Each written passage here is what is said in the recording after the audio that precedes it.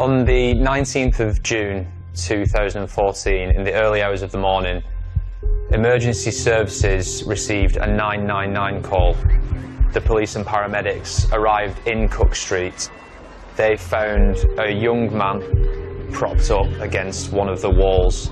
About his person, they found a small brown bottle of liquid. His pants were back to front, there was blood in his mouth, he was cold, so he would have been dead for some time. It's highly unusual for a young person of that age to just collapse and die. There's going to be immediate questions. How did they end up here? Who are they? Where have they been? But also, who was the person that called 999 and where are they now?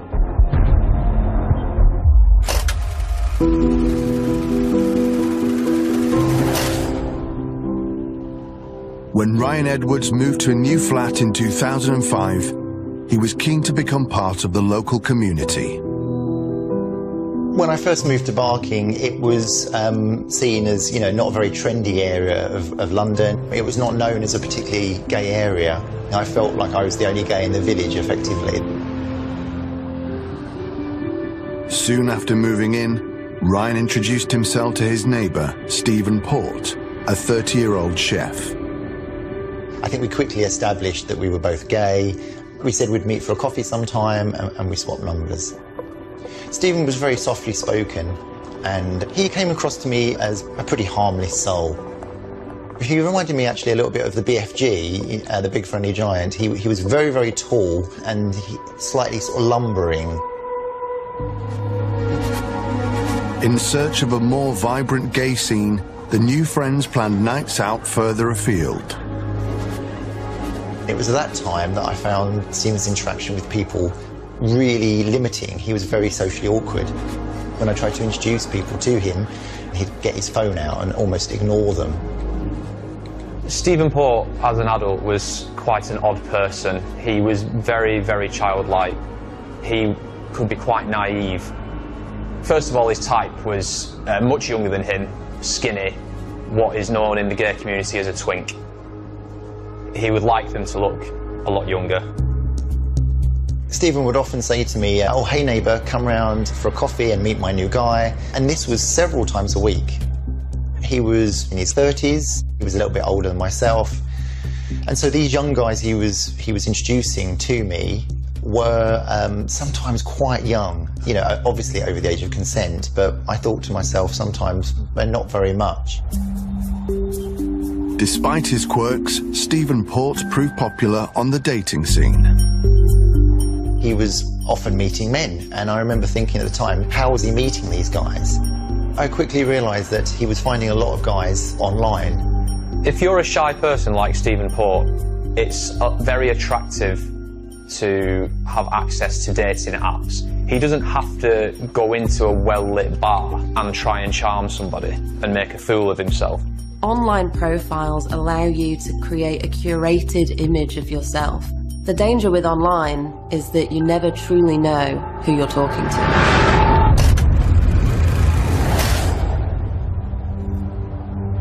Emergency ambulance, what's the address of the emergency? Cook Street, there's a young boy, he looks like he's collapsed or anesthesia or something. He's always just drunk. What's the telephone number you're calling from? I'm just pulling up in the car, I've got to get my card on the parking. Right, don't worry about that. What's the telephone number you're calling from? Hello? A call goes into the ambulance service on June the 19th, right from the off, sounding very suspicious. Somebody didn't want to give their details, then when they were asked for details, rung off. The police don't seem to have a lot of information to go off in this case, but they do have one thing, which is the phone number from the 999 call. When you find a dead body, you need to be making sure you speak to the witnesses, because they could be a suspect, they could be an innocent person, but you need to find that information out. Police discovered the 999 caller was Stephen Port.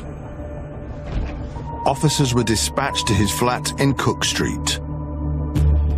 Stephen Port gives his account that he found a young person outside making gargling noises. He slapped him, moved the body. I mean, all of that is slightly different from the account he gave to the 999 call. The alarm bells would have been ringing. In his statement, Port tells police that he went to bed after calling 999. Stephen Port's claim that he went inside and went to sleep contradicts the 999 call itself. Hello? Hello, the ambulance service. Well, the customer there. Just confirm the location. Oh, I'm just giving it away now. It is incredibly suspicious that there are already inconsistencies in 2 accounts from a single individual in relation to a young man's death. The police had identified the young man as Anthony Walgate, a 23-year-old student from Hull. The toxicology report later confirmed Anthony had died from a GHB overdose. GHB is one of those drugs that is known to be used in something called chemsex. Chemsex is sexual activity enhanced by taking drugs, essentially. And GHB can be used consensually by people, but it can also be very dangerous, and in some cases it can result in fatalities. Barking and Dagenham Police would be responsible for this investigation at this stage, and as there's more and more suspicion comes up there, you'd expect them to bring in the experts, because they don't have the expertise to deal with homicide investigations. Specialist officers from the Major Investigations Team were brought in and determined Anthony Walgate's death to be unexplained, leaving local officers to continue with inquiries. Anthony's mother did not accept the narrative that the police had accepted. She was very bravely saying to police, have you checked this? Have you done this? Anthony's friends were also suspicious and came forward with more information about his occasional work as an escort. Friends of Anthony told the police that he was working as an escort on the night that he died. He had agreed a fee of £800 for one night to meet a man who had signed off as Joe Dean. He looked after himself. He sent details of people he was meeting, the location, the pictures to friends, so friends could keep an eye on him and ensure that his safety. Anthony's friends gave police the name and address they'd received from him on the night of his death. Police discover that Joe Dean, in fact, is Stephen Port, and all the pieces of the jigsaw are coming together. Stephen Port was clearly the last person who saw Anthony alive. 7 days after the discovery of Anthony Walgate's body, police arrested Stephen Port on suspicion of perverting the course of justice for deliberately misleading the police investigation. Port's laptop was seized from his flat. Stephen Port's laptop would have the history between the interactions between him and Anthony. It may have videos, it may have photographs, text. There's a real richness of potential information, evidence that could have been gathered. There's clearly inconsistencies in the story, and he's not been telling the truth. Port was questioned about his fake identity of Joe Dean. Stephen Port admitted to police that he had hired Anthony Walgate as an escort.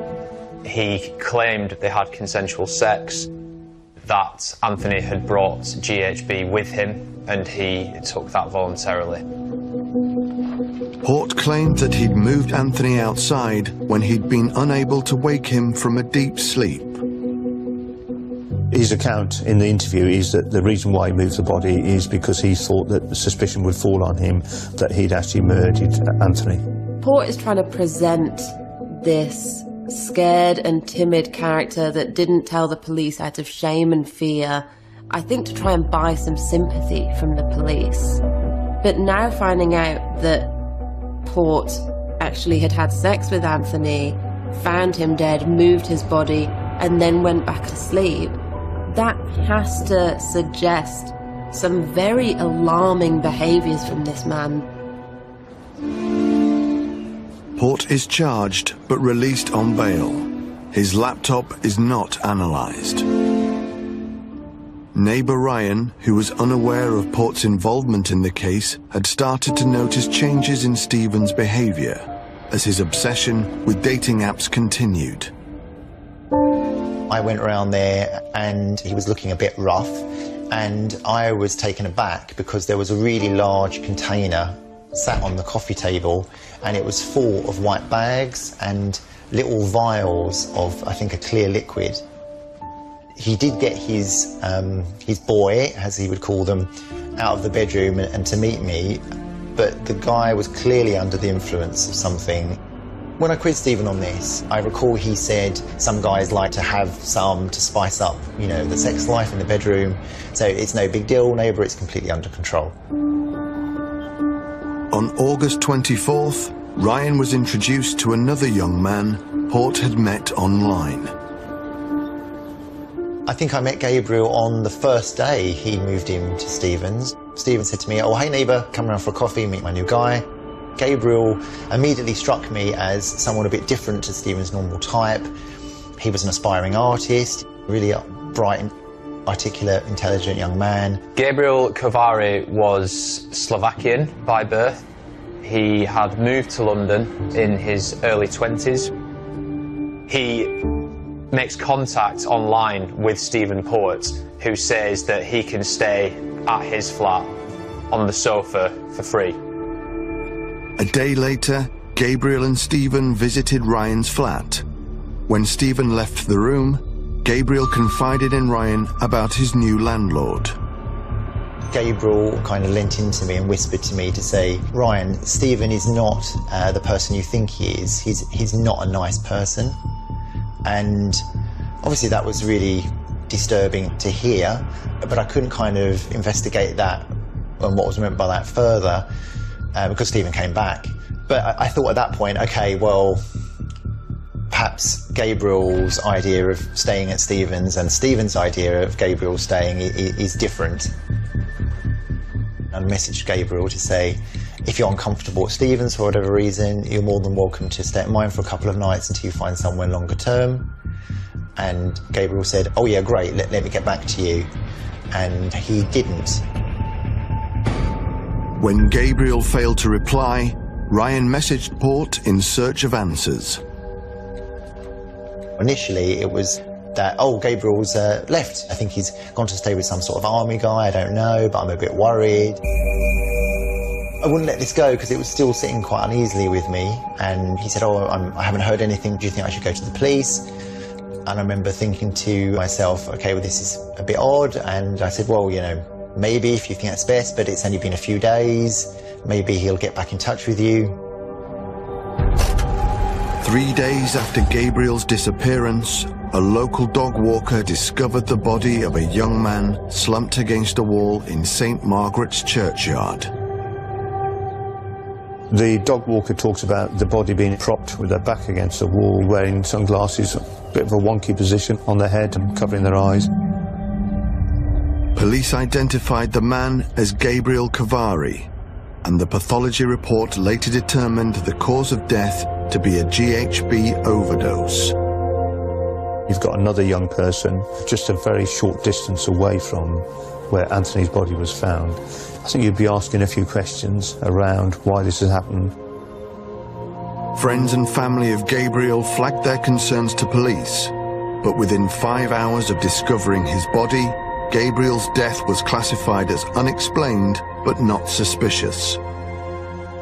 I think there was some stereotypes around people, young gay men, stereotyping about the drug scene within the gay community, so I think the police had come to that conclusion and weren't really prepared to entertain other potential scenarios.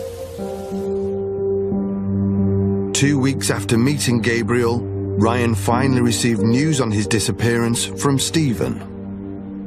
He said, "Oh, neighbour, something really tragic has happened. I've heard that Gabriel went home, contracted a mysterious illness and has died, and whatever you do, please don't mention this on social media because I don't want to upset his friends and family even more than they are." The discovery of Gabriel's body goes unreported in the local press. and no information is released to the LGBT community by police. Ryan didn't hear about Gabriel's overdose.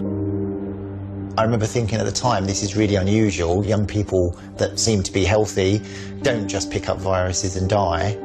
But with the lack of any evidence to the contrary, I had to kind of take Stephen's word at face value. On September 18th, 2014, another young man went missing. He is 21-year-old Daniel Whitworth. I'd met Daniel probably at the end of 2011 through Adam, his father, who I'd just recently met and was starting to date. It actually felt quite nice coming into the family. I felt like I'd gained a son. You know, I thought he was a really nice lad. He had real ambition, and he was very much like his dad in looks and in personality in a lot of ways. A very, very gentle lad. Daniel, an up-and-coming chef, lived in Kent with his long-term boyfriend. We never worried too much about the boys. We knew they were looking after themselves, everything was fine. Concerned that Daniel hadn't arrived home, his partner contacted Mandy. They used to fight like most couples, you know, they had their down times. The worry really settled in when he hadn't attended work. Daniel always went to work. Nothing stopped Daniel from going to work. All we could do was wait to hear. It's a horrible, horrible place to be in. Terrible place to be in. 2 days after Daniel went missing, the same dog walker made another shocking discovery in St. Margaret's churchyard. Police arrived at the scene to this dead body. They find a man wrapped in a blue sheet. They find a note in a plastic cellophane cover. And then they find a bottle with some liquid in it. I answered the door to two policemen who immediately removed their hats. It was just a massively sinking feeling. They said they'd found him deceased in a churchyard in Barking, and it appeared as though he'd taken his own life. There are no words to describe that. They said it looked like an overdose, and there was a note found. He'd left a suicide note. We wanted to see the note because as parents, you are hanging on to every little word. Police sent a portion of the note to the Whitworths on an email to confirm Daniel's handwriting. We communicate via text. I don't see Daniel's handwriting. You're going to get samples of his handwriting from his workplace, from his home. You need to go and have a look. We don't know. We can't verify that. Daniel's family reported being unable to confirm the handwriting, but it was later revealed to have been marked as verified by officers. That note then has a legitimacy with the police and with the investigation team as a genuine note.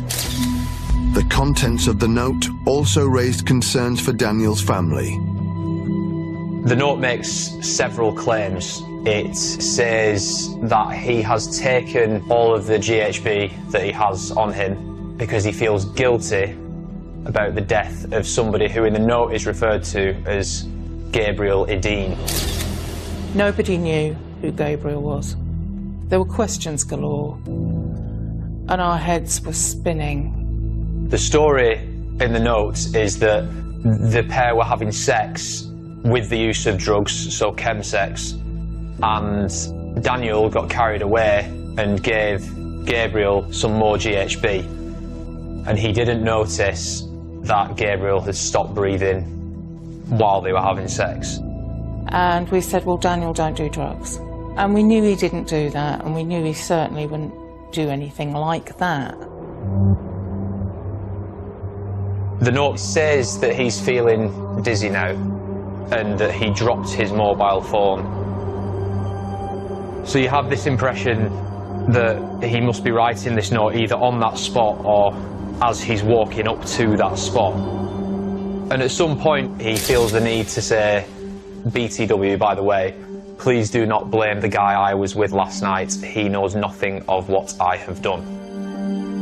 Despite the mention of another man in the note, the police did not go on to investigate his identity.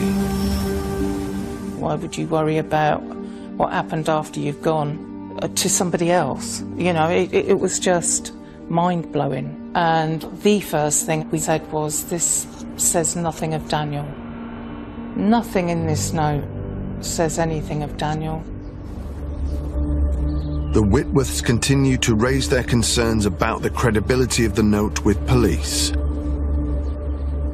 Because you expect the police to be doing their job, you've got nothing but their word to take.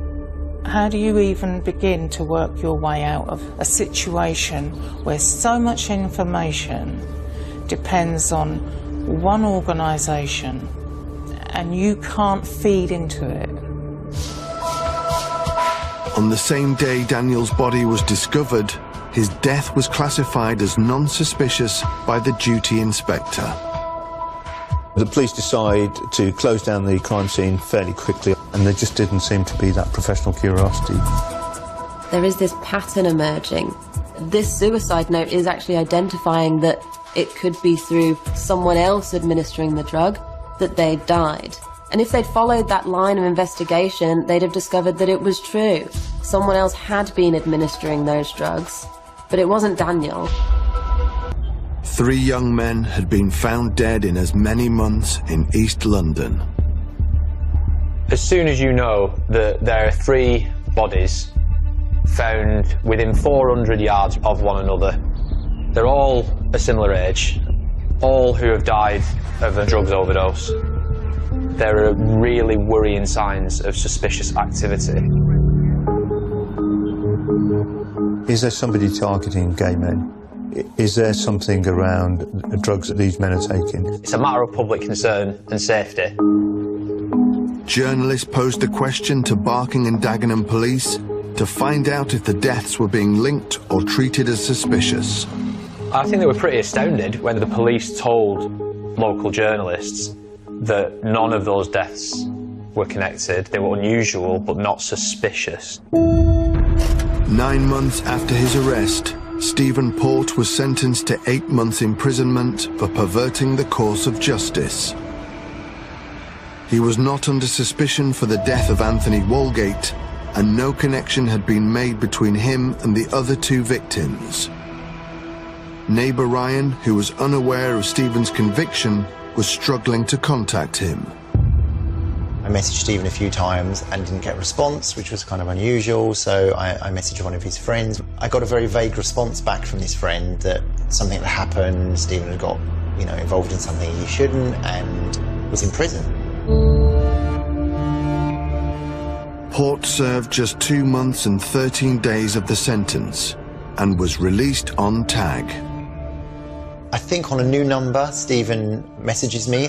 Obviously, I say to Stephen, what's happened? What's been happening?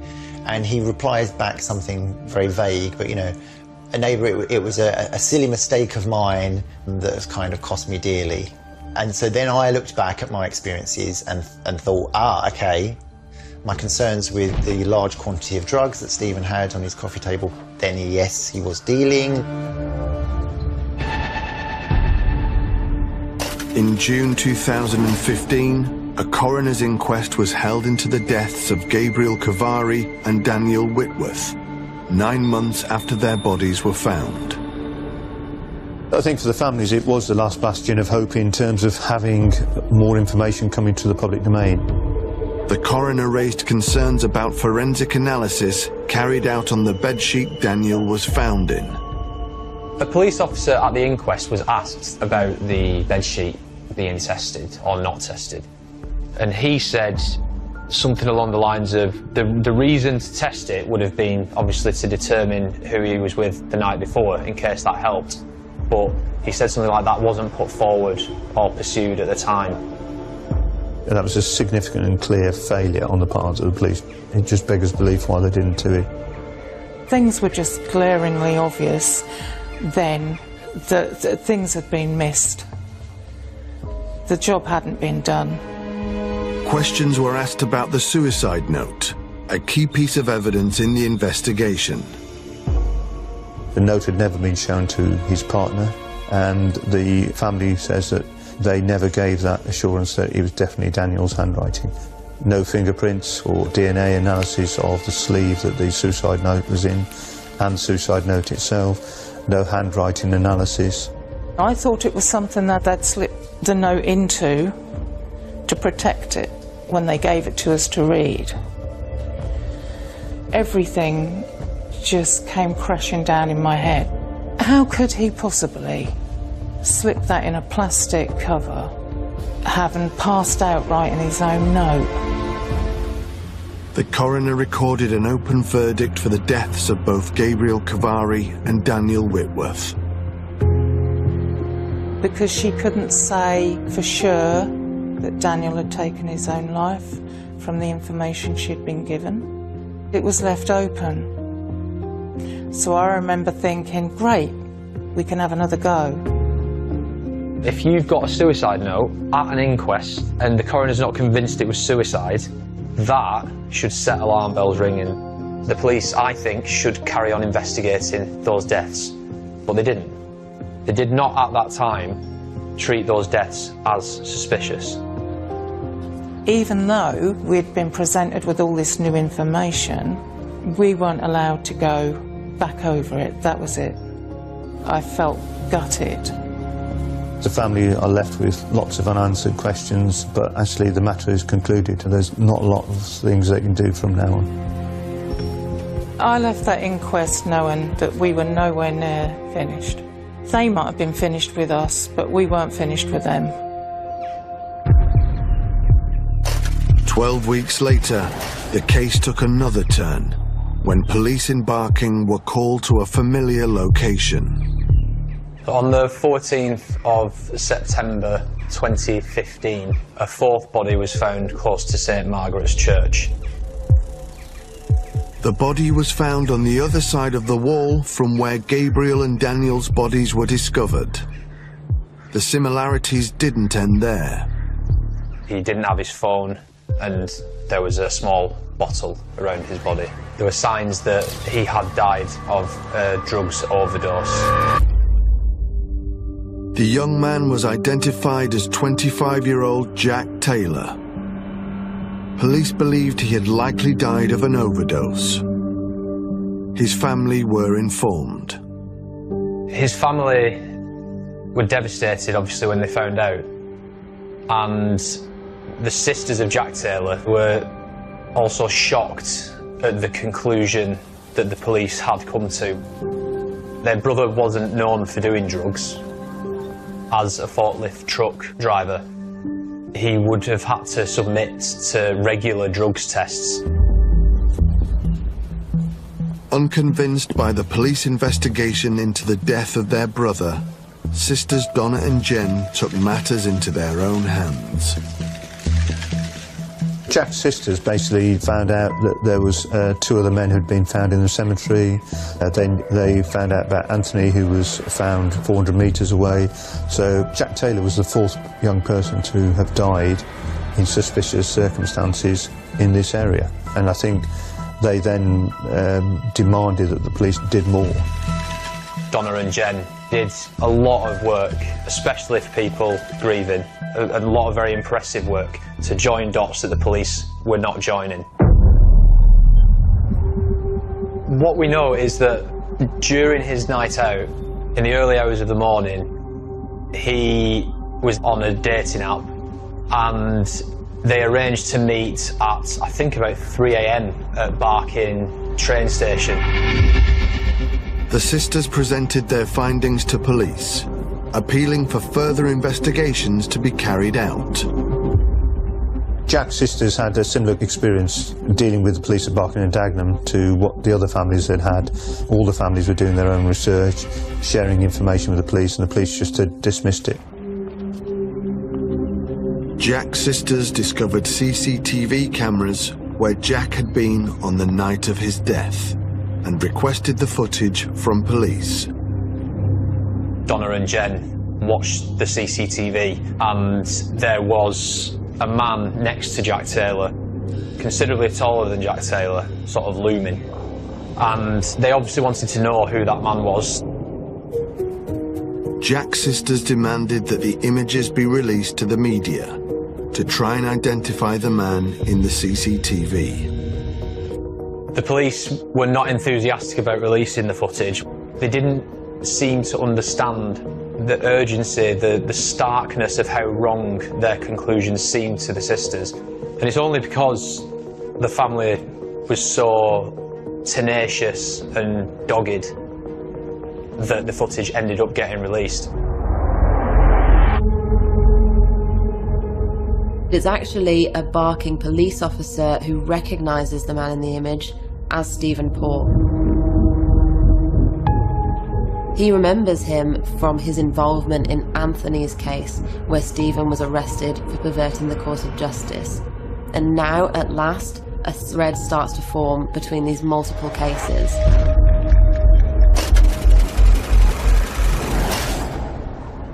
There's the ambulance. What's the address of the emergency? Cook Street. There's a young boy who got his caps outside. You know. What's the telephone number you're calling from? I'm just pulled up in the car. I've got to get my card on the parking. That's all right, don't worry about that. What's the telephone number you're calling from? Hello?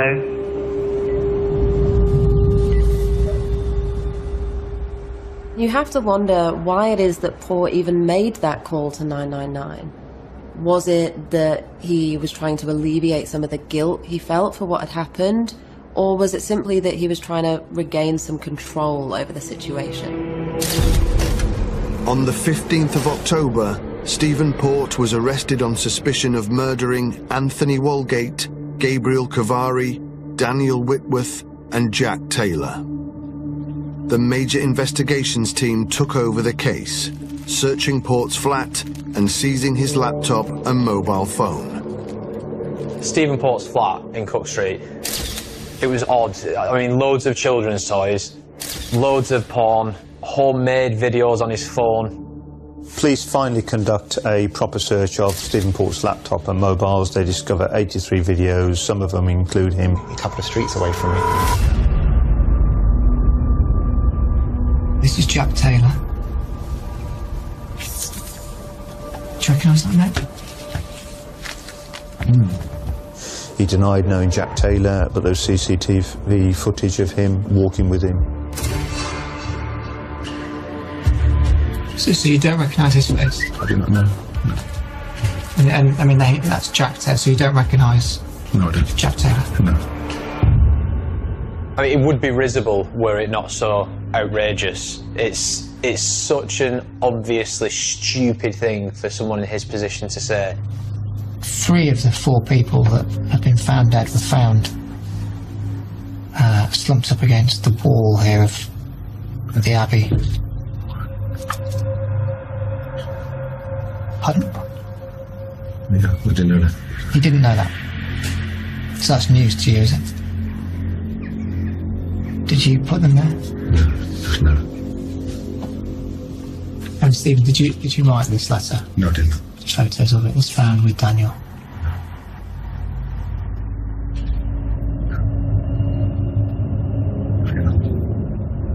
Are you telling us the truth, Stephen? I'm telling you the truth, yes. About the letter? Yes. With a compelling body of evidence against him, Port was charged with the murder of all 4 men, and a date for trial was set. I was hanging on to every fibre of my being for the fight ahead of me, because he cannot walk. He cannot walk away from this one after a few measly years. It can't happen.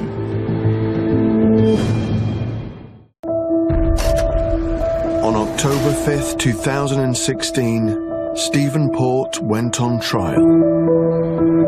The real education came at the Old Bailey. All the families met each other. Everybody was in their own personal nightmare.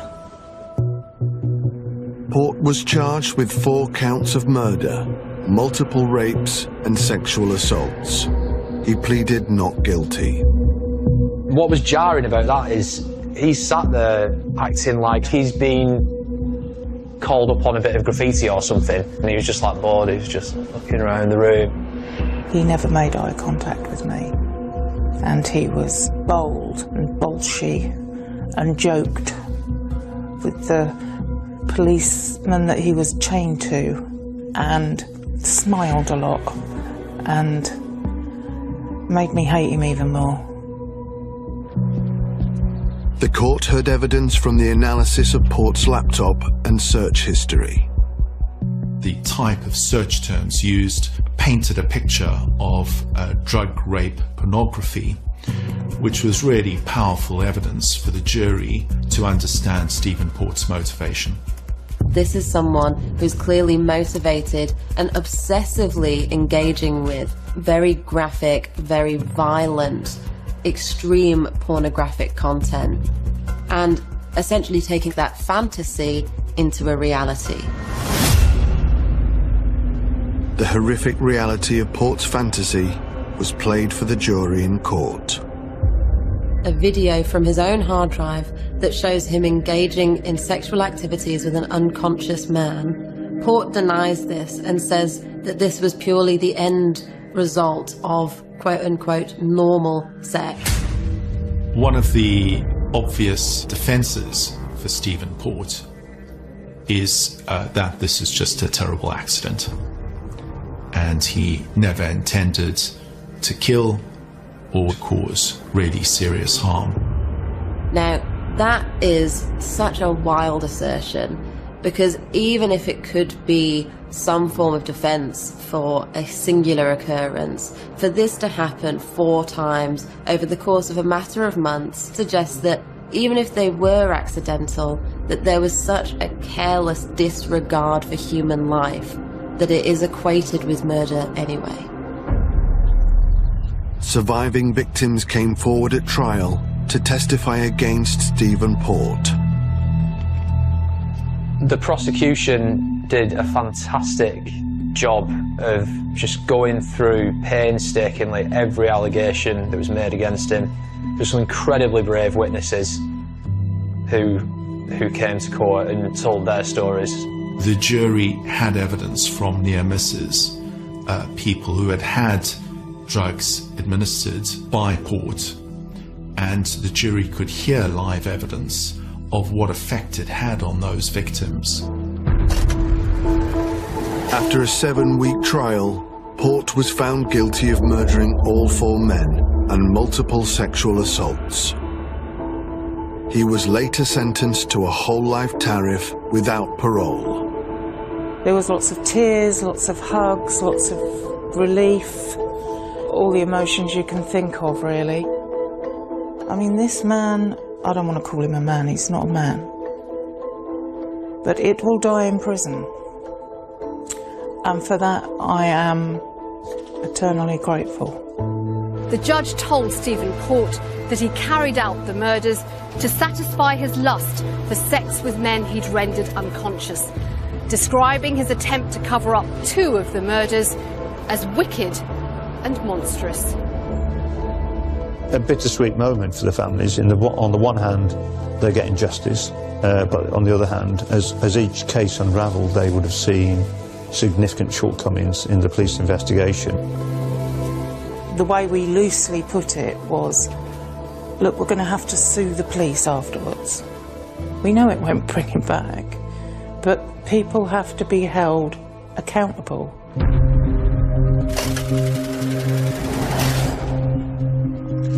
Would their boys still be alive if their concerns had been taken seriously, if the police had investigated properly?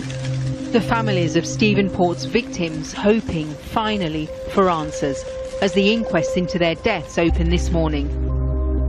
It's very important that these inquests happen and that the police had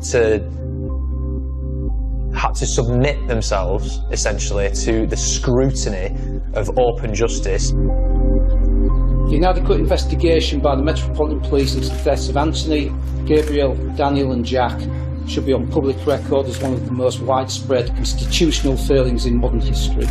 The police's primary position appeared to be that they were operating within a very tight budgetary system with a reduction in staffing, that this was not institutional prejudice, but it was gross incompetence. After 2 months of hearing the evidence, an inquest jury determined that the deaths of Gabriel, Daniel and Jack could probably have been prevented had the initial investigations by the Met been better. It is a devastating finding. Our thoughts are with everybody who loved these young men. We are so sorry for their loss. I give my own and the Met's heartfelt apologies. It's very important now to show that we are trustworthy, that we care, that we have changed and that we are learning, so that we can work with every person and every community to help protect them. It's one of the only cases I've ever seen where I've tried to play devil's advocate for the police in my head, and it just falls flat every time. It's astounding how badly wrong Barking and Dagenham police got this. I think you have to pay credit to the families because they persevered. If it hadn't been for their actions, Stephen Port would have carried on committing offences. Right here tonight, an all-new season of 2020. And this story couldn't have more twists and turns. A beloved doctor missing, then found dead. A man with no enemies, but a lot of secrets. An all-new 2020 starts right now. Dr. Garcia, Police Department, make yourself known, sir. Here's the master bedroom. Dr. Garcia? Dr. Garcia! Officer Miller. You've got your gun pulled and you're ready for anything. He's here. He just says he's here. Dr. Garcia was deceased on the couch. You know, is this real? How could this have happened? He was the most gentle, kind, wonderful soul you could imagine. This doctor, this paragon of the community, was found dead in his house. He's been robbed. He's not just dead, he's been robbed. There were racks and racks that were empty. There was no gold. There was no silver found. I have so many questions about the case and have hardly any answers. And you don't know if it's natural causes, if it's self-inflicted, or if someone has murdered him. My life became a true crime show. Who is this guy and where is all this money going to? So what is that relationship? And I said, you can't let that guy go. There's something wrong here.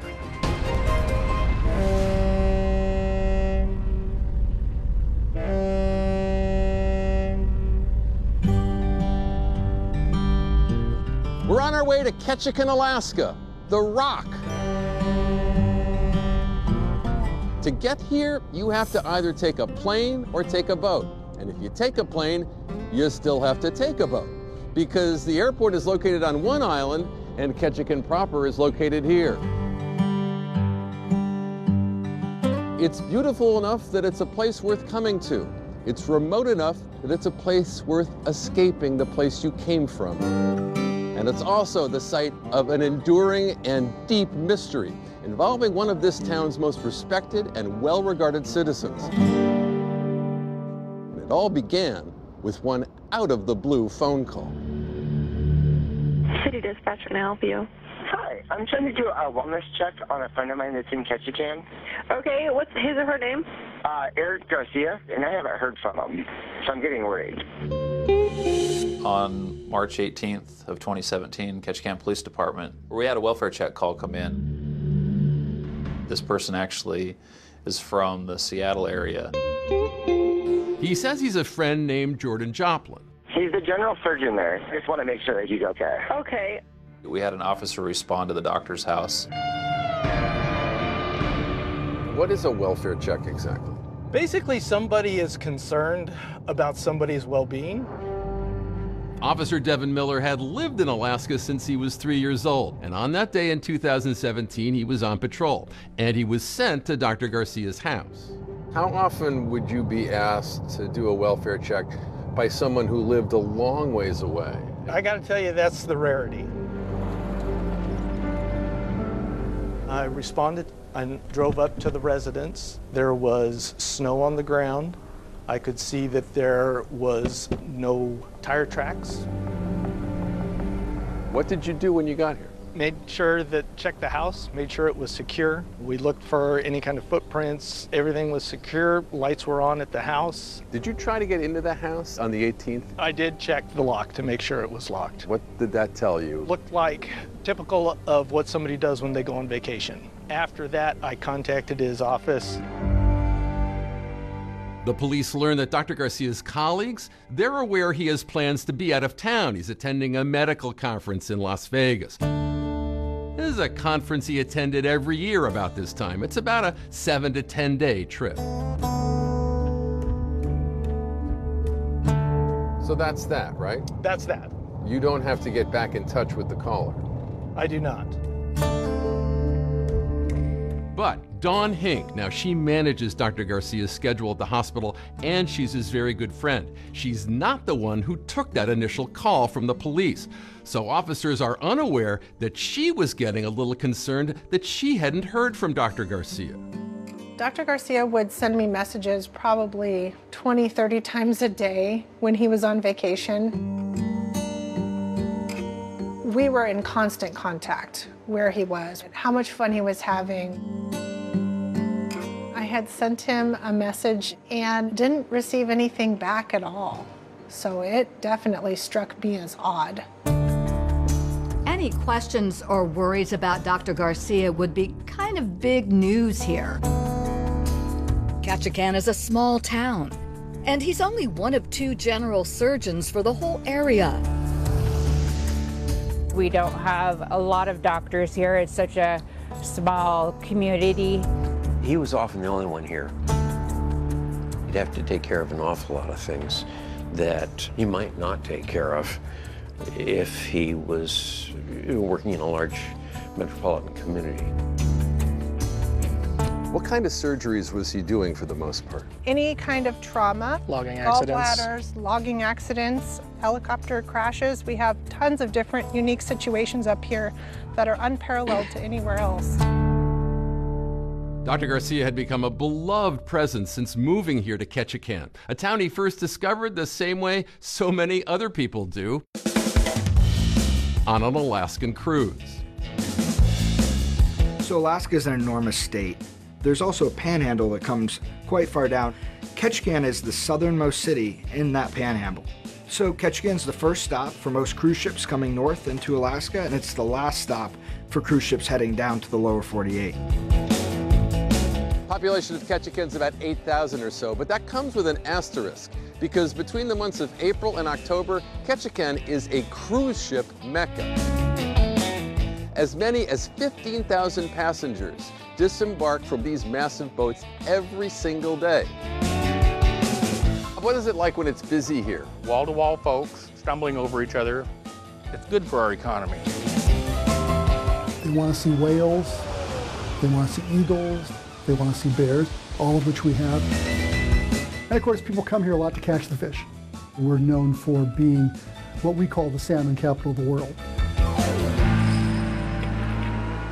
Locals and cruise ship tourists, Dr. Garcia treated them all with the help of Dawn Hink, who later in mid-March 2017 received a troubling call about Dr. Garcia's whereabouts.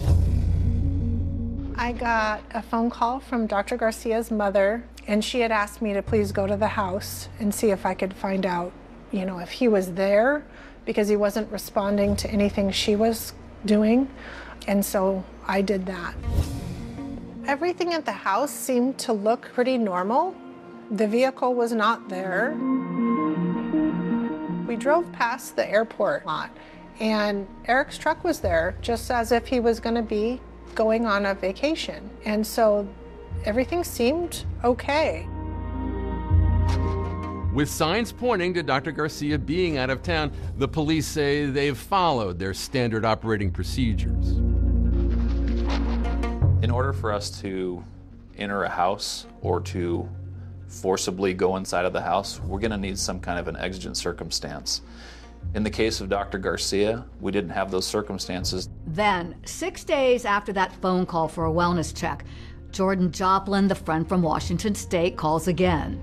Basically trying to find out if they got a hold of Eric or if because I know that Saturday he was supposed to come here to Washington, which is where I'm at. Joplin says that Dr. Garcia did not follow through on those plans, and he's still concerned that something is not right. To what degree does that move the needle? It really didn't move the needle much at all. I don't know that the information had really changed much. But the next day, Joplin calls for a third time. Nobody's heard from him yet. He gave me a house key, and I'm going up there on Monday because I haven't heard anything, and I am very worried. I did talk to a lawyer, and he said that I could talk to you guys, and I can give you guys permission to go in there, but I would have to physically be there. So We're more than welcome to go do that for you. Yeah, Joplin? Yeah, okay. And so, on the morning of March 27th, it's Joplin showing up to open Dr. Garcia's front door. But police officers keep him outside the house, where he waits with a concerned Don Hink. What happens over the next 90 seconds or so will set off torrents of emotion and unveil a mystery that's filled with sick twists and shocking turns. The police enter the residence with their guns drawn, and then... Dr. Garcia! Police Department! Can you make yourself known, sir?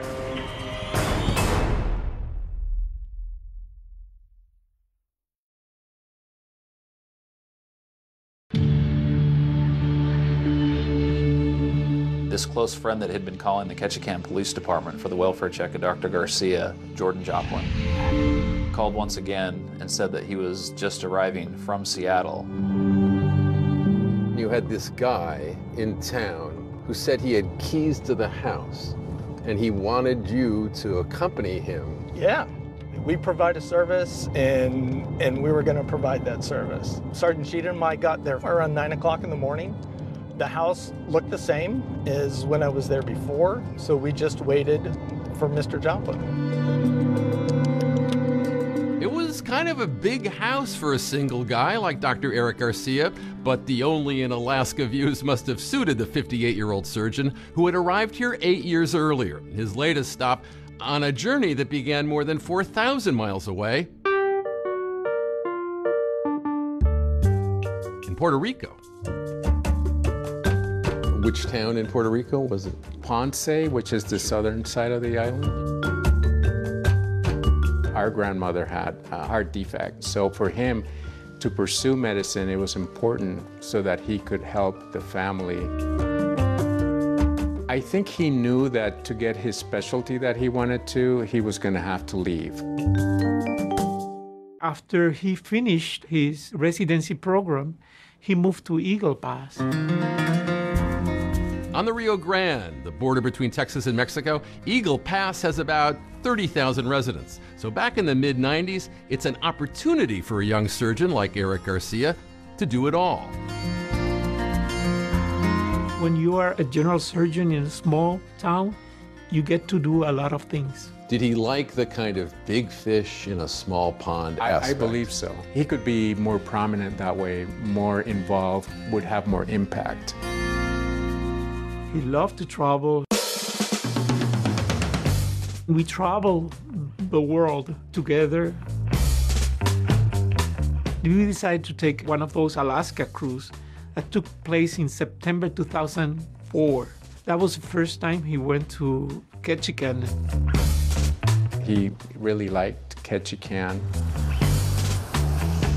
A few years later, a recruit called him to try to get a general surgeon for Ketchikan. I thought, oh, of all places, Alaska? I mean, that's pretty far away. Far away for him, indeed. On paper, anyway, Dr. Garcia seemed like a fish out of water. Dr. Kolach from Juneau's on line 1. We only have one line. Not unlike Dr. Joel Fleischman, played by Rob Morrow in the 1990s TV series Northern Exposure. But in reality, Dr. Garcia was a huge hit with coworkers and with the townspeople too. They admired both his surgical skill and his personal warmth. I met Dr. Garcia probably a week or so into my work. And he was the most gentle, kind, wonderful soul you could imagine. We were extremely close. He would come over to our house for family and friend gatherings, most holidays. He was very easy to like. Always pleasant, always fun to be around. You know, sometimes you run into people and you like running into them. He was one of those people. Bob Jackson had sold Dr. Garcia that house. Their bond was a close one. Now, on the morning of March 27, 2017, he'd be joining his friend Dawn Hink up there. Just minutes after, she and Jordan Joplin arrived at the site to meet the police. I see two vehicles drive up the driveway, and one was a red Ford truck, which I knew Dr. Garcia drove a red Ford truck. They said he had a red truck. Is this the truck? He went and picked it up, yeah. Where'd you find that? Down at the airport. The officers are recording on body cameras. All right, let's take a look. That's Mr. Joplin. This is Jordan Joplin using his keys to open the front door. Correct. Dr. Garcia, police department. What did you expect to find? An empty home. Can you make yourself known, sir? Typical procedure, we'd announce Ketchikan Police Department, let it be known if you're inside. There was no response. Dr. Garcia? Dr. Garcia! Officer Miller, police department. You've got your gun pulled and you're ready for anything. It's standard for how we enter a residence. We're worrying. We're checking anywhere somebody could hide. We just want to make it sure it is secure. We cleared the first floor and started moving up the stairs to the second floor. Hello, Dr. Garcia. That's Sergeant Cheatham in front of me. He reached the top of the stairs and he said that he found the deceased. He's here. Okay. Dr. Garcia was deceased on the couch. Start taking photos. I think my mind just went, this doesn't make sense. Okay, you guys step underneath the awning. Just outside the front door, it's Sergeant Cheatham who has to break the news to Dr. Garcia's friends. There's no easy way to put this, but he has passed away. Jackson had arrived just in time to hear what had happened to his friend Dr. Garcia. We were all upset. Everyone there, I was probably briefly in shock. I walked to the opposite side of the house as far away as I could get, just despair at that point. Dawn Hink is brokenhearted, undone. She is totally distraught.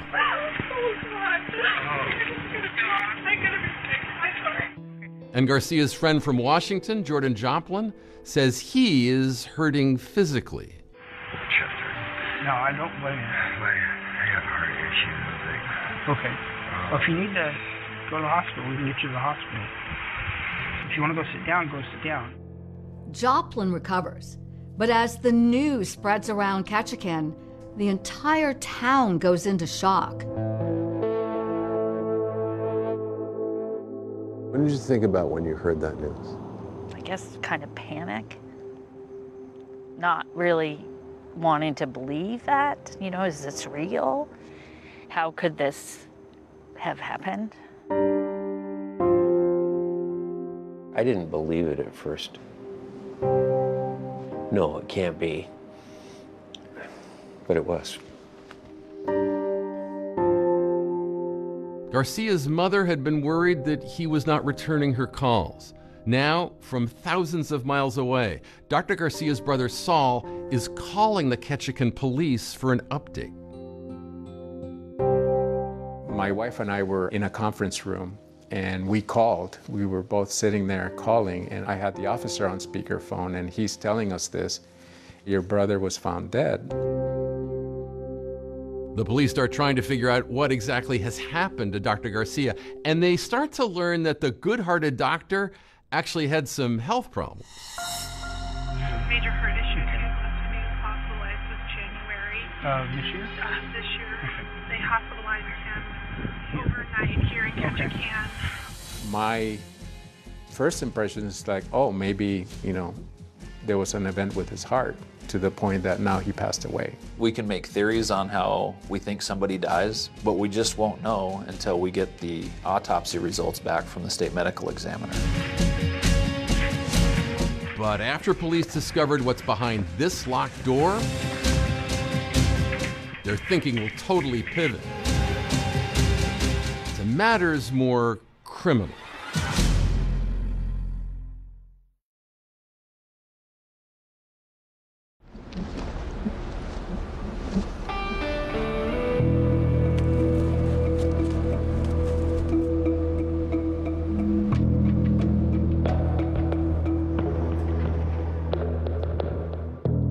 It's a shocking find. This town's revered surgeon, Dr. Eric Garcia, dead on the couch in his home. But how? Ketchikan, Alaska police, they've got a locked door mystery on their hands. A scene that's filled with clues.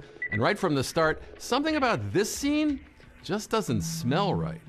Coming up the stairs, it smelled like barbecue briquettes. You're talking like lighter fluid and yes, charcoal briquettes? Exactly. The deck door was wide open, propped open by a pillow, and the barbecue was right there with burnt ash in it. A lot of people might barbecue on a deck, but not many people would prop the door open with pillows. Did that strike you as something unusual? Very unusual. Around the body, there was actually a pill bottle that had Dr. Garcia's name on it. Next to the doctor was a coffee table that was pushed up close to the couch where he was located.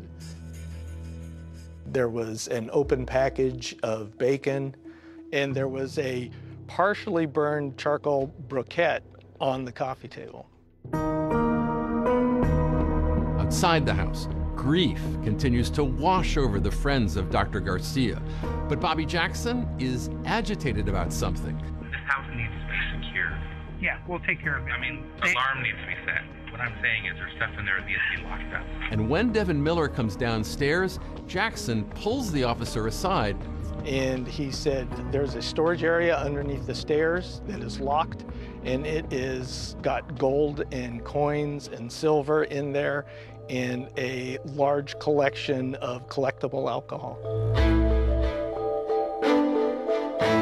Dr. Garcia had hundreds of mostly silver. He had some gold, but he collected gold coins and some of the mint coins. And he had a lot. When I moved him from his rental to Dr. Garcia's new house that he purchased, it sagged the back of my car down. He had so much gold and silver in there. When did the coin collecting and the collecting in general begin in earnest, from what you can remember? So we were exposed to that from my dad. He started ordering coins, and it could be gold coins or silver coins. Then he started buying some gold ingots and stuff like that, and silver. He had many, many watches, probably about 20 high-end watches. And every time he'd show me one, he would tell me how much it cost. This one was $1,600. This was $2,400. He also bought a lot of hard liquor. He had this huge liquor collection. Was he much of a drinker? He liked his, here or there, but it was mostly for the having these things. Friends say that he had hundreds of thousands of dollars worth of gold, silver, and other valuables. So detectives rush to open the dead-bolted door because they're hoping to confirm Dr. Garcia's prized possessions are still in the house. I contacted Mr. Joplin, and so I had him open the door and looked inside. There was no gold, there was no silver found. There were racks and racks that were empty. I did not see a large collection of alcohol or coins or gold or anything. There was 30 or 40 bottles. I looked in and I said, everything's gone. It's all gone. There was nothing left. I said, he's been robbed. He's not just dead, he's been robbed. And what's going through your heart at this moment? Oh, it was just utter disbelief. And then it even became some anger. According to Bobby Jackson, Dr. Garcia's close friends had wanted to build Dr. Garcia a more secure place for his treasures, But now they were gone. And oddly so, because the storage door had been locked, just like the front door was. The house was not broken into. There was no forced entry. There were no outward signs, and with the items missing, it meant we had a major theft. Detectives were called and asked to come in and help investigate. But remember, detectives have no idea if any of this is related to Dr. Garcia's death. Because after all, friends said he just loved to give away some of these valuables as gifts to friends, even to patients. What I've learned about Dr. Garcia through the course of the investigation is that he was very generous and shared things often with those that he loved and was close to.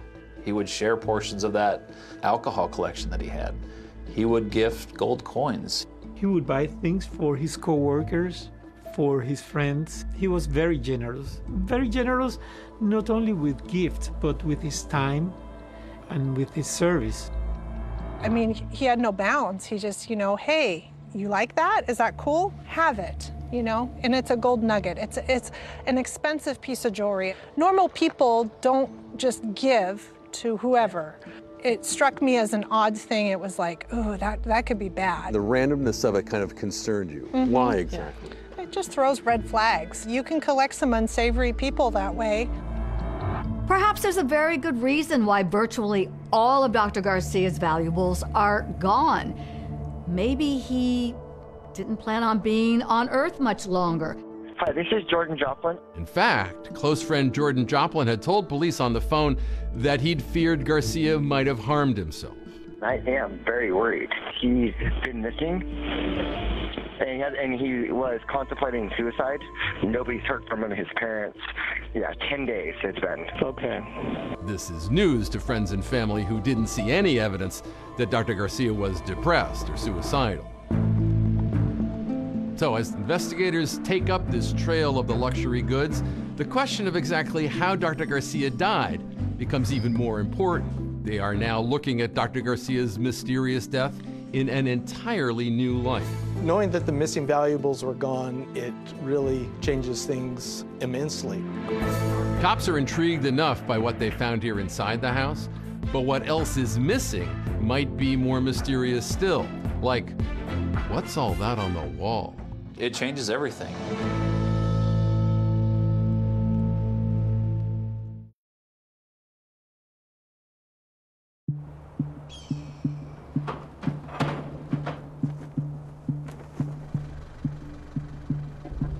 And away we go. Sunny Ketchikan. It looks quite nice today.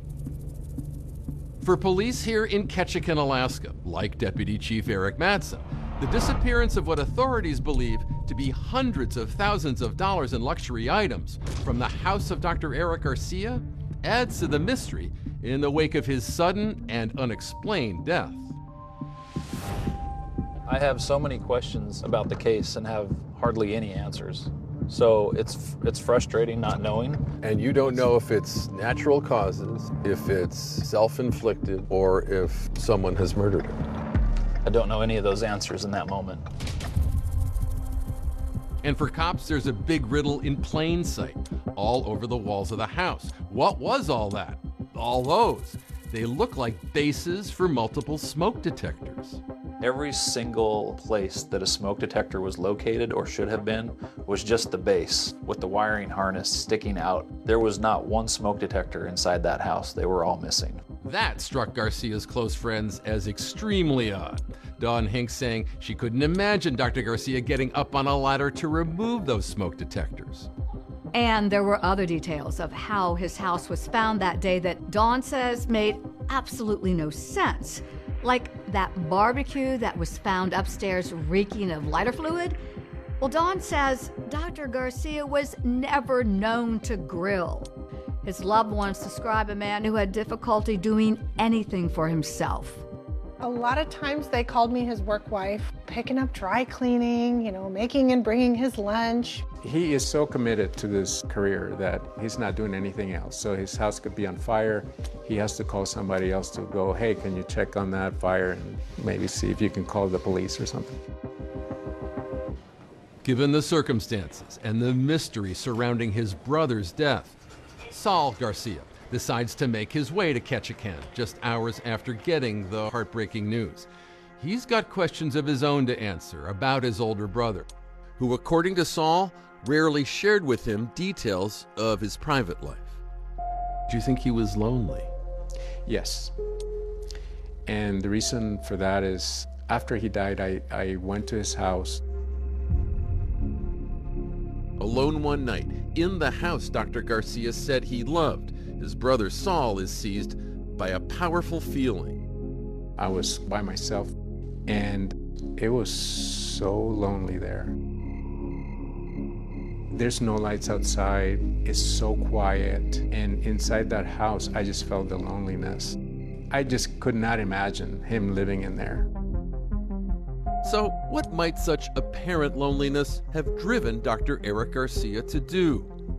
That question reverberating weeks later when the toxicology results are released, revealing what killed Dr. Garcia, an overdose of morphine.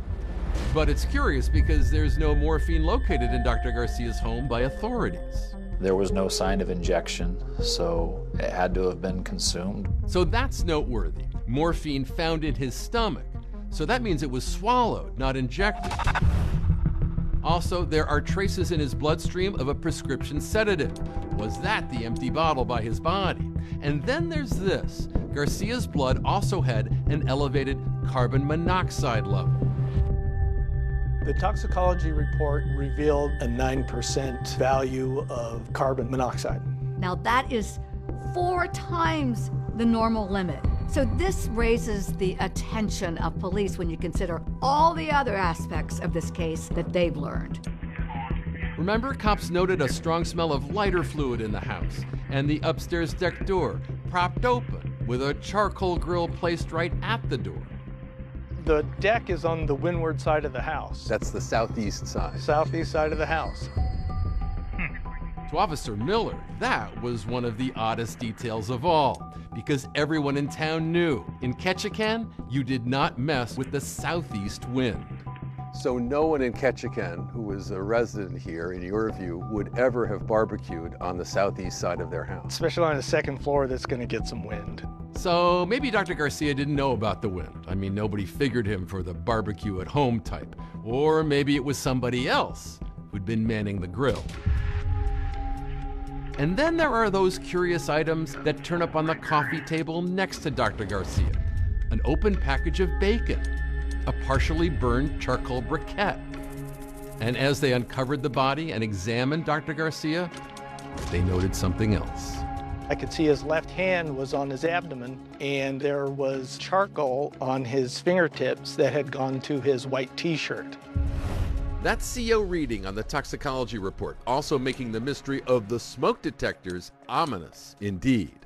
I could see that the smoke detectors were removed so that the fumes from the barbecue wouldn't set it off. At this point, I think we suspected there was foul play.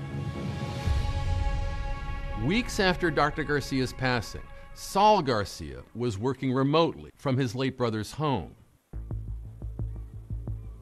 Throughout this whole time, I always feel like Eric is very close to me. I always talk to him. I said, Eric, you need to help us. We need to get this thing to a resolution. Are we missing something?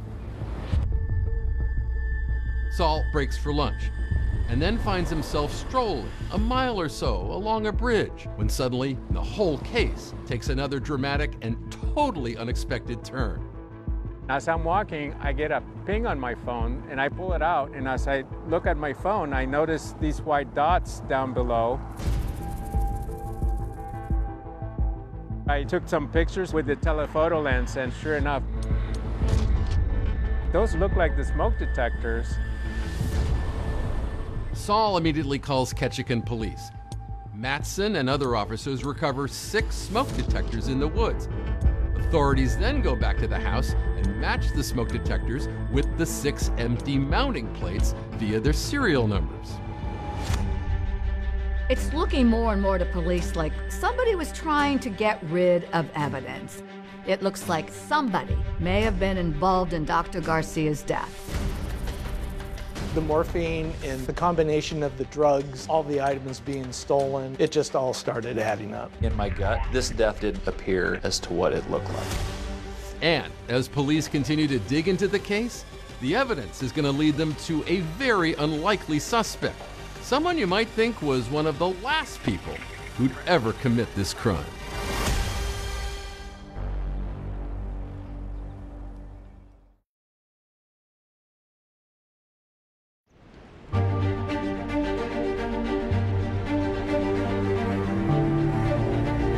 In the wake of the death of Eric Garcia, the community of Ketchikan is struggling with the loss of their beloved doctor.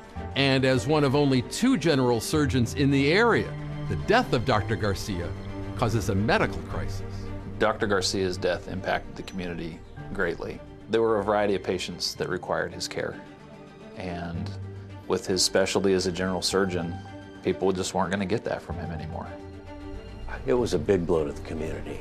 We really needed another surgeon, and so we scrambled for a while to continue surgical coverage.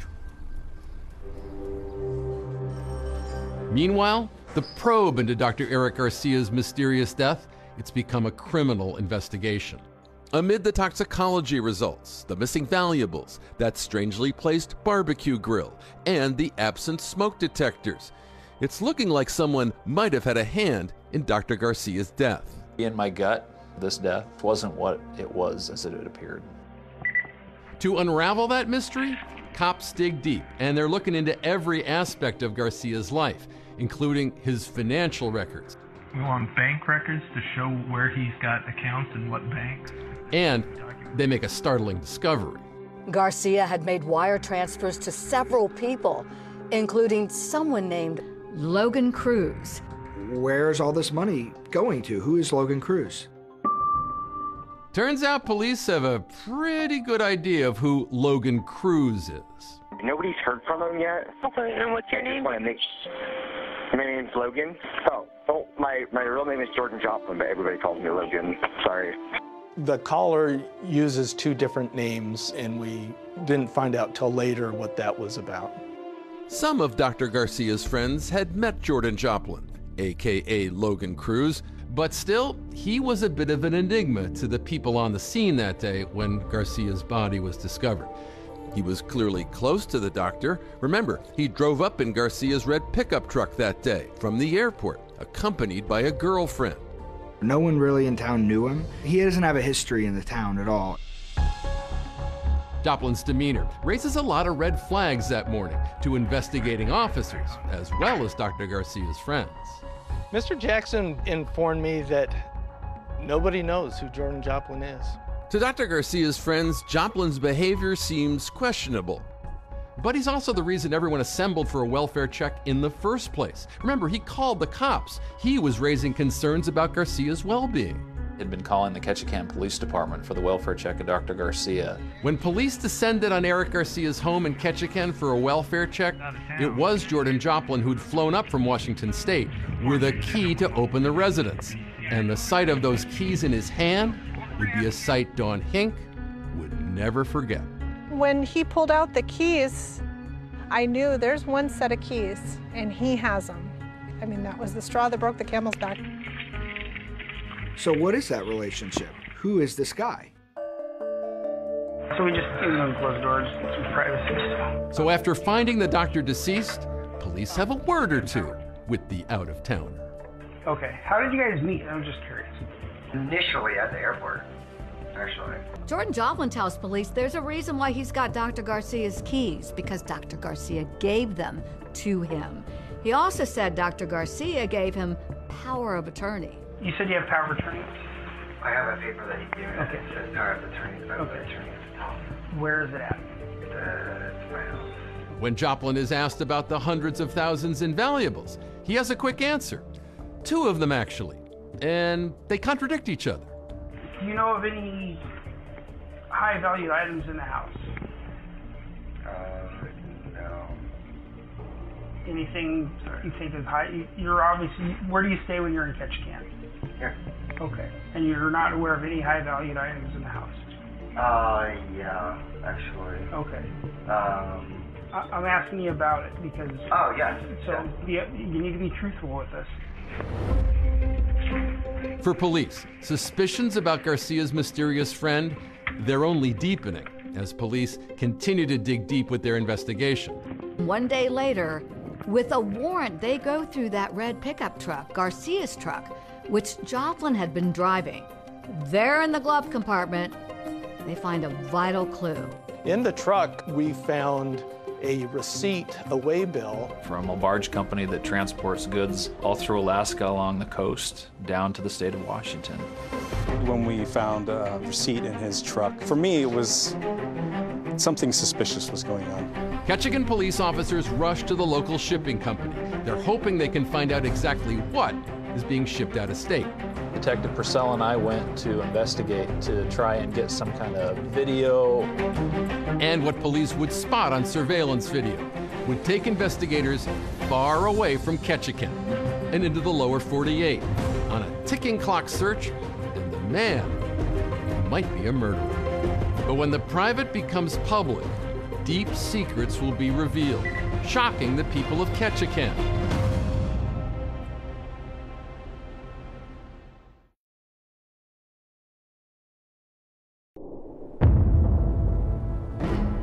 He's told me that he wanted to commit suicide, so I'm getting worried. This doesn't make sense.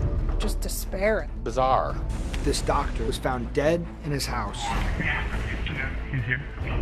For a city like Ketchikan, this infiltrated the entire community. Everyone was talking about it. My life became a true crime show. Police are now looking into every single aspect of Dr. Garcia's life. Do you think there were aspects of his private life that he thought would be difficult to share with your family? Yes. Was it business related or? Nope. Friendship related? I think it's more friendship.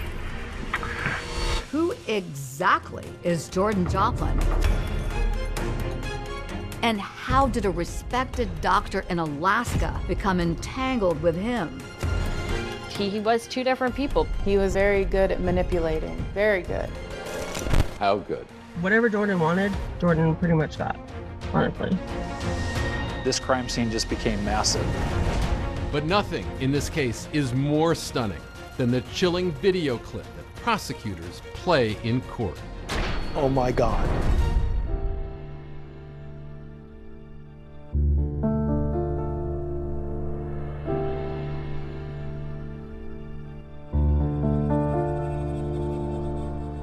Ketchikan, Alaska, as beautiful and remote as an international pop star, inaccessible by car, abundant fish and wildlife and wondrous vistas that delight the thousands of cruise ship tourists in season.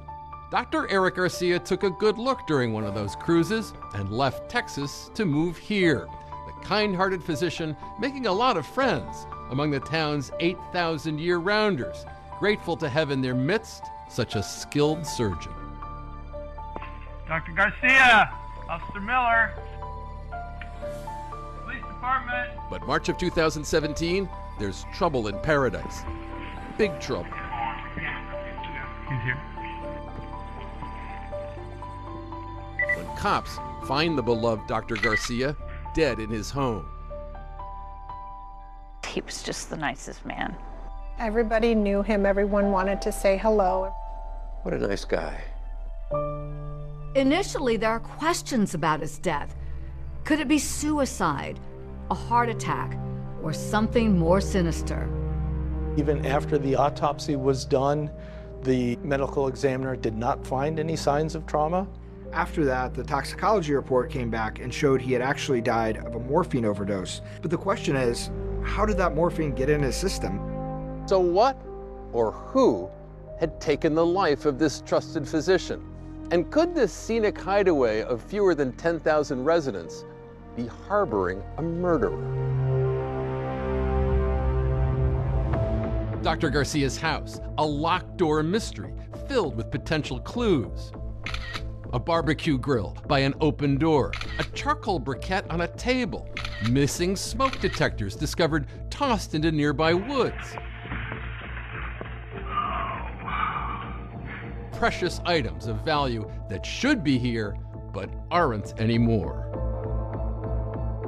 Is your sense that whatever is missing from the house is directly connected to the death of Dr. Garcia? I don't know that we knew that it was directly related to the death. But remember that shipping receipt the cops found inside Dr. Garcia's truck? It's a potentially huge clue. It's that right there. Yes, sir. This is a close-up of that receipt from AML, Alaska Marine Lines. It's a barge company that ships products to and from Ketchikan.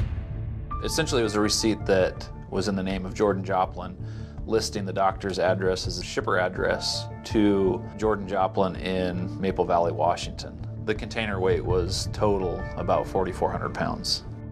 2 tons of stuff from Dr. Garcia's place, headed to the lower 48? Really? Cops need to know more about that shipment's stat, and if the often generous Dr. Garcia knew anything about it. Another discovery starts to offer some answers. I did locate a Walmart receipt that was in the garbage in the kitchen. That Walmart receipt listed several items, notably several plastic bins or totes, things that you would store a variety of items in, just plastic boxes with lids. We do have a few questions for you. Interestingly, Walmart actually was discussed the first time the cops interviewed Jordan Joplin the day Dr. Garcia's body was discovered. As he's asked about his last visit to Ketchikan, Joplin says the 2 men went to the store together. Yeah, I think it was 16th is when I used his truck. Okay, because you'd have to return the truck to him. Well, he was with me. So, we went to Walmart. So the police follow up. They come here to the only Walmart in Ketchikan, and what they find on the store's surveillance security camera marks a big moment in this investigation. What you see is Jordan Joplin moving about Walmart from various different angles. Walmart has an enormous amount of cameras, and essentially we followed him through the store. It shows him from the side, it shows him from above. It just shows Jordan Joplin checking out with all these stacked plastic bins in his cart. One of the camera angles actually shows Jordan Joplin with a huge grin on his face. He had an employee from Walmart help him with another cart because he had that many bins. So once all those items were loaded back into the truck, Mr. Joplin got back into the truck and departed the parking lot. But what you don't see is Dr. Eric Garcia. He's not in a single shot. I mean, in the very first interview, Joplin says that he went with Dr. Garcia to Walmart together, so it shows a lie. This raises even more questions for authorities about Jordan's shipment at AML, Alaska Marine Lines. So at the time, Detective Purcell and I went to AML to investigate. And what are those things that you're expecting to see? So we're just trying to find out the logistics and where the physical items are at. That's the point in time where we saw video footage of Dr. Garcia's truck, and then Jordan Joplin coming and going from the vehicle and unloading items. Detectives now know Jordan Joplin used those plastic crates they saw him buy at Walmart to load something into shipping containers. The bad news, it had all happened 10 days earlier. The containers actually were already gone. They were already on the barge on their way to Seattle. But now that we realized and found that the property was now in transit, this crime scene just became massive. It went from Ketchikan, Alaska, down to Seattle, Washington. And what did you know definitively about the stuff you were trying to find? We didn't know anything. Whatever is inside those containers, detectives want to get their hands on it before Jordan Joplin does. They take off for Seattle, and the clock is ticking. I've been involved in a lot of cases, but this one was pretty fast moving. There was definitely a sense of urgency. The 2 detectives join their partner, Officer Devin Miller. It is highly unusual for City of Ketchikan police officers to go to the lower 48. They are heading to this facility in the port of Seattle. It's a race against time.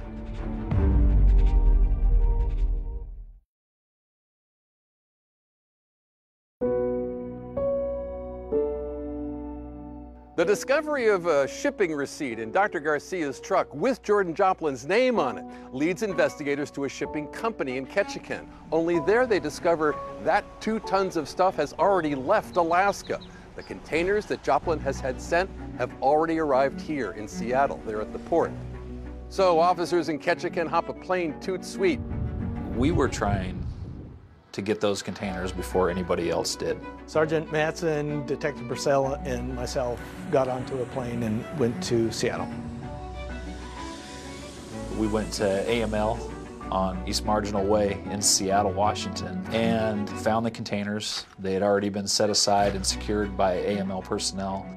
We cut the locks that were secured on the containers and started to open them. Oh my God. There were cases of coins and collectibles, the gold and silver. There were hundreds of bottles. It was a massive collection. These boxes were so full, it almost seemed like they were overspilling when we opened them. His entire life, his computers, personal checks, bank checks in the name of Dr. Garcia, passport in the name of Dr. Garcia. Cops now have thousands of dollars of Dr. Garcia's missing stuff.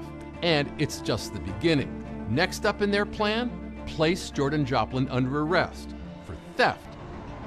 For this, Ketchikan cops need the able assistance of King County law enforcement. It's an out-of-state agency. It's their investigation. They've developed the probable cause for the arrest, so they need a local agency with them to both help them make the arrest, draft any search warrants that need to be done. The Seattle cops want to lure Joplin out of his house so that he can be arrested at the port. And it turns out, according to the shipping company, Joplin has been just itching to take possession of that precious cargo. We knew that he had been calling. I think he was a manager, and he talked about, this guy's been calling all the time. I'm like, oh, great, well, have him call him back and tell him to come down here. I gave Jordan a call. He wanted to know if his shipment was in, and I said, no, there's a snafu. So this was a ruse. You cooked up to try to get him out of that house and get him in a place where you could get a good look at him, so to speak. And as sure as the rain in Seattle, Joplin shows up at the appointed time. We can park here. Just hop out here. If I introduce myself, hey, I'm with the sheriff's office, I need to speak with you. I got to go talk to these guys. And I stopped him and said, no, you need to stay here. These are detectives from Alaska, to which his response was something along the lines of, I don't want to talk to any of you guys. You can just talk to my attorney. And it's at that point that I said, well, you are under arrest. He was treating you like the help. Yeah, oh yeah, he was very dismissive. With Joplin in custody, it's now time for part B of the plan. Are you in the lead car as you do this? Yes, I would would make the drive. That's executing a search warrant at his residence. But while Joplin is no longer at home, there is someone there to answer the door. I was his fiance. At first, I looked out our bedroom door. There was a bunch of unmarked cars, police officers with bulletproof vests on, and I'm like completely naked. I'd just gotten out of the shower, and I was like, For investigators, it's just one of many surprises they're going to uncover with Joplin. Remember, that day he had showed up at Dr. Garcia's house, he was with another woman he identified as his girlfriend. I did have concerns that he was then maybe cheating on me with her, but at that point, I wasn't 100% sure. It wasn't until after our house got raided that I found out, so. Kristen may have suspected Jordan was cheating, but she was adamant she knew nothing about what had brought this small armada of police to her doorstep. I stood outside of my house for 6 hours. They took my phone, took all my electronics because the warrant was on my name as well. She asked where Jordan was, and I said, well, he's talking to some detectives from Alaska right now. What do you know about Jordan's relationship with Dr. Garcia? What about some of this property that's here? They were like, we are not interested in you. We are just interested in Jordan. She was aware of everything coming in from the doctor over a period of time. But according to her, from Jordan, this was all just a gift from the doctor. I was just trying to process of where I missed these flags. The woman who accompanied Joplin to Ketchikan and Kristen were both cleared by law enforcement. Meanwhile, cops swarm the site, and all the evidence they retrieve is sent to Ketchikan police. Notably, during that search warrant, detectives had found a Faraday bag that contained the doctor's cell phones.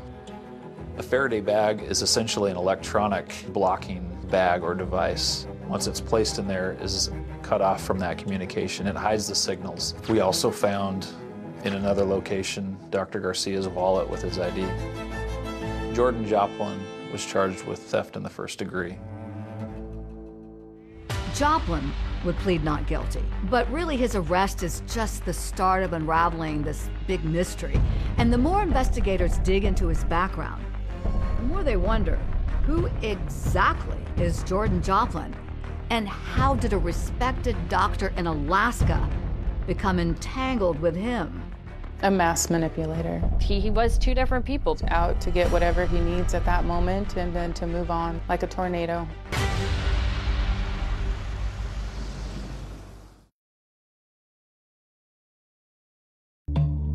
That police raid in Maple Valley, Washington, during late March 2017, would mark the beginning of what she describes as one big wake-up call for Joplin's fiancée, Kristen Coles Nelson. My life became a true crime show.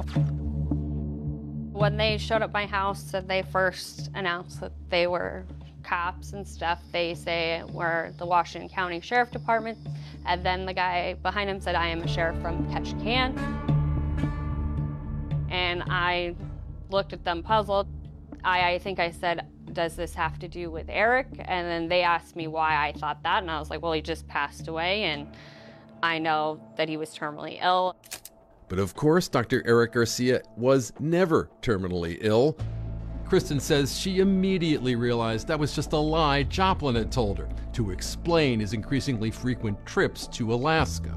My world turned upside down and inside out. He did have two sides. He had this facade that he put out, that he was a great person and that he didn't like liars, but he was one himself. I didn't know what to believe, what was the truth. The truth could be a rude awakening for those who knew Jordan Joplin. And as investigators were discovering, Joplin's trouble in Alaska was not his first brush with the law. Jordan Joplin had grown up here in Forks, Washington, the town made famous in the Twilight films. In the state of Washington, under a near constant cover of clouds and rain, there's a small town named Forks. Population, 3,120 people. Jordan's dream was just to take care of everybody. Aunt Sandy, I'm going to get rich and I'm going to take care of all you. Sandy Flores and her husband were raising 3 boys in Forks when her younger sister Debbie moved to town after a divorce. Her youngest, Jordan, was just a year and a half. He was very impulsive, I think is the word to use. Instead of thinking about it, he would just do something and then go, oh wow, that was fun, let's do it again. Jordan Joplin was all grown up by the time this young woman encountered him in the summertime of 2010. He was very high energy, and so that was just, that positivity was kind of infectious. Jessica Everton met Jordan Joplin in Bonnie Lake, Washington, that's near Tacoma, while they were each working at a food bank that was run by her father. Jessica knew Jordan was there for community service. And here's what the young single mother says she did not know, that it was ordered after he was convicted of 2 felonies, after abandoning his car and then claiming it had been stolen. Investigators became suspicious when they noticed he had filed an insurance claim 3 hours before reporting he'd left the vehicle on the side of the road. Oh, those impulses. He was very kind, he listened. Once my dad got hurt, Jordan kind of took over what my dad's duties were. Anything that my dad needed, Jordan was on top of doing. And that's when you started going out with him? That's essentially, yes. He was intoxicating. He really was. And then he used that to manipulate. He was very good at manipulating. Very good. Summer ended, and so had Jordan's community service. Joplin telling Jessica he was working as a personal trainer. She never saw any clients. He was, however, spending plenty of time at the gym. He was an aspiring stripper. How did he look with his shirt off? gorgeous. Jessica says her relationship with Joplin took a dramatic turn after a Christmas shopping trip in 2010. We were shopping at Walmart. As we walked out, we got swarmed. They're accusing me of stealing. I'm flabbergasted. Walmart security accused the couple of shoplifting a number of GPS units from the store. The police showed up and we were arrested. And we were both placed in the same squad car. Could you ever have imagined in your life you would end up in the back of a squad car? No. Or with somebody next to me saying, please don't leave me. Please don't leave me. The police report noted that Jessica and Jordan said the theft was his idea. They were both charged. And what happened to the charges against you? They ended up getting deferred because I wanted the whole thing over behind me. I wanted no part of any of it. I said, I'll do my community service. I won't commit this crime again. Jordan, on the other hand, pled guilty to theft. He received a suspended jail sentence and, you'll never believe this, more community service. But Jessica says Jordan Joplin refused to go quietly into the night. Jordan's not very nice when he's angry. His text messages and all of that stuff. And what are those messages saying that you're getting? At one point it was, if I can't have you, nobody can. And he started threatening my family. Jessica took action to get Jordan Joplin out of her life. I get a restraining order against him. Joplin disputed Jessica's claim in court papers, saying he'd moved on with his life and had a new girlfriend. What happened after you got the restraining order? He stopped. But some speak in glowing terms about the Joplin they knew. I never expected somebody like that to be in my life, you know.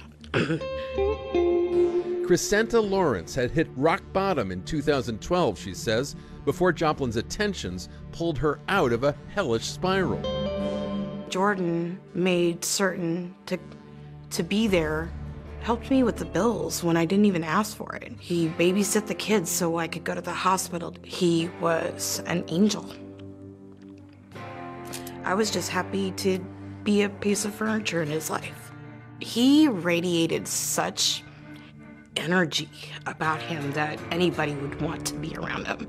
And anybody occasionally meant just about everybody. He'd have 2-3 girlfriends at the same time, as a matter of fact, in the same truck, showing up at my house. One of the girls, she goes, I don't know what it is, but I can't seem to stay away from him. Later, I had a few connections that I got him into the adult industry. He was a dancer for a while, and then he became a model and an adult entertainer. He was doing movies. My name's Logan, here to see the house. So my ad online? Yes, sir. Jordan Joplin worked in adult films under the stage name Logan Cruz. Remember, that's the name he used when he made that welfare check call for Dr. Garcia. My name's Logan. What's your last name? Oh, my real name is Jordan Joplin, but everybody calls me Logan. So just how did Logan Cruz from Washington State come to cross paths with a surgeon from Alaska? That was the big question, was the police described him as a close friend, so what is that relationship? In life, Eric Garcia was able to closely guard his privacy. With his sudden death, that control was gone. As questions are answered, secrets are revealed. Did keeping those secrets cost Dr. Eric Garcia his life?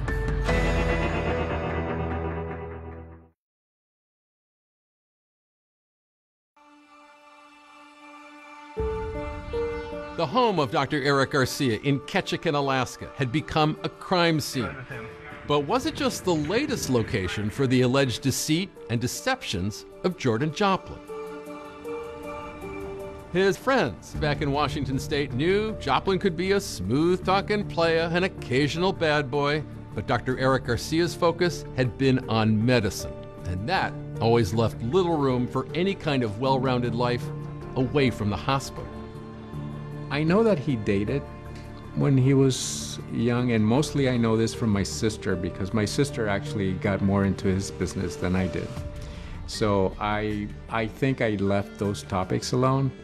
According to his family, they were left to wonder if Dr. Garcia's lack of experience in dating might have made him easy prey for the alleged manipulations of a Jordan Joplin, especially after a life-changing operation in Seattle kind of opened up a chasm inside the surgeon who had always put his work first. You talked about how you felt this triple bypass was kind of a turning point in his life. Well, I mean, he kind of fell into a little bit of a depression right after it, which is not uncommon from having cardiac surgery. And he reevaluated his life, and he started also thinking, well, maybe it's time for me to enjoy my life some more. It was around that time that Joplin was working as a massage therapist in Washington State. Joplin would say Garcia paid $500 the first time he gave him a massage, and that's how their relationship began. Why do you think he didn't want to talk to people about his relationship with him? I just think that certain people have a really hard time accepting who they are. In Ketchikan, with his many patients, the decisions of Dr. Eric Garcia saved lives. With Jordan Joplin, did Eric Garcia's decisions cost the doctor his own life? To all but his closest friends, he never shared intimate details of his private life, not in Alaska and not in his family. Do you think there were aspects of his private life that he thought would be difficult to share with your family? Yes. I personally suspected that, so I never really questioned him, but certainly it would have been something hard to discuss with my mom or my dad. Yet among those in Washington who knew Joplin, Eric Garcia was no secret.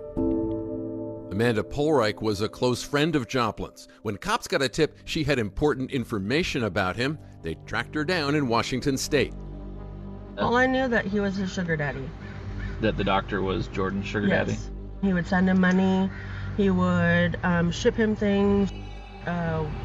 Whatever Jordan wanted, Jordan pretty much got, honestly. There is. Okay. Inside Garcia's home, police find a letter he received from Joplin. Friendship related? I think it's more than friendship.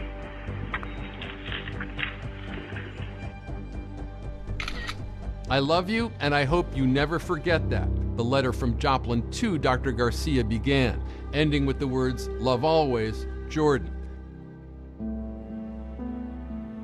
In the search of Joplin's home in Washington, a card he had received from Eric Garcia with a darkly ironic message. We located a Valentine's Day card. It was dated February 14, 2017, addressed to Jordan from Eric. I paraphrase what I read in that. "You are my first and only love. Not kidding, you will probably kill me, but know that I will never let you down." Your brother was Dr. Eric Garcia. He showed great judgment every time he entered an operating room or spoke to a patient. Why did he remain in Joplin's life? Well, in these types of domestic types of relationship, these things happen where people control somebody else. As they seek to link Joplin to the morphine, cops are also working to connect Joplin to a detail found in the toxicology report. Remember, Dr. Garcia's elevated levels of carbon monoxide, all that odd barbecue evidence. And that raised the question, was the entire scenario with the charcoal grill staged by Joplin to make it look like Dr. Garcia killed himself via inhaling carbon monoxide from the smoke from the barbecue? And did Joplin remove those smoke detectors to prevent them from going off and alerting authorities? Cops go back to that video of Joplin from Walmart where they knew he bought all those packing crates. Well, the evidence also showed that's not all he bought. He also bought a bag of charcoal. It was the one other thing, other than all these plastic bins, that Jordan Joplin purchased that day at Walmart. There it is. It's listed right on that receipt. So was this Jordan Joplin gathering the elements he needed to make it appear as if a depressed Dr. Garcia wanted to end it all? Then, one more shocking piece of evidence that's found on Jordan Joplin's iPhone. It's evidence that might just seal his fate.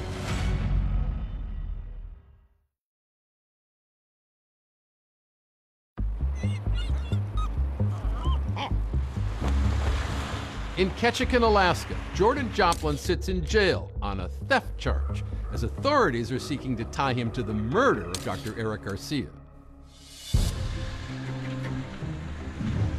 The results of the autopsy in this case couldn't say whether Dr. Garcia had purposely ingested this morphine or whether someone had given it to him. They could only say what the cause of death was.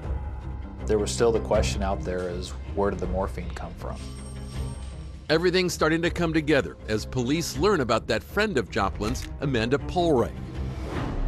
Polreich tells police that she had gotten morphine from a friend whose spouse had been prescribed the medication, and that Joplin had asked her just how much morphine would be fatal.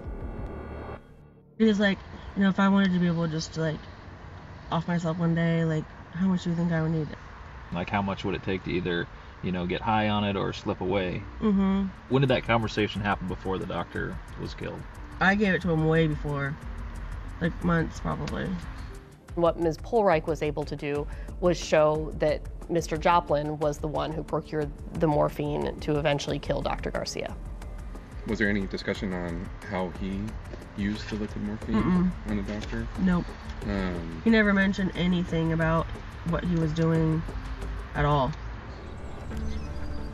Here's the police theory. Joplin gave Garcia that fatal dose of morphine during his March 2017 visit. Then Joplin left the state and then called in the welfare check so that he would have the perfect alibi. So Mr. Joplin was charged with murder in the first degree and also theft in the first degree. Joplin pleads not guilty to all charges. For a city like Ketchikan, this was just an unheard of crime. And so it really kind of infiltrated the entire community. Everyone was talking about it. So much so that the case was actually moved from being tried in Ketchikan to being tried in Anchorage.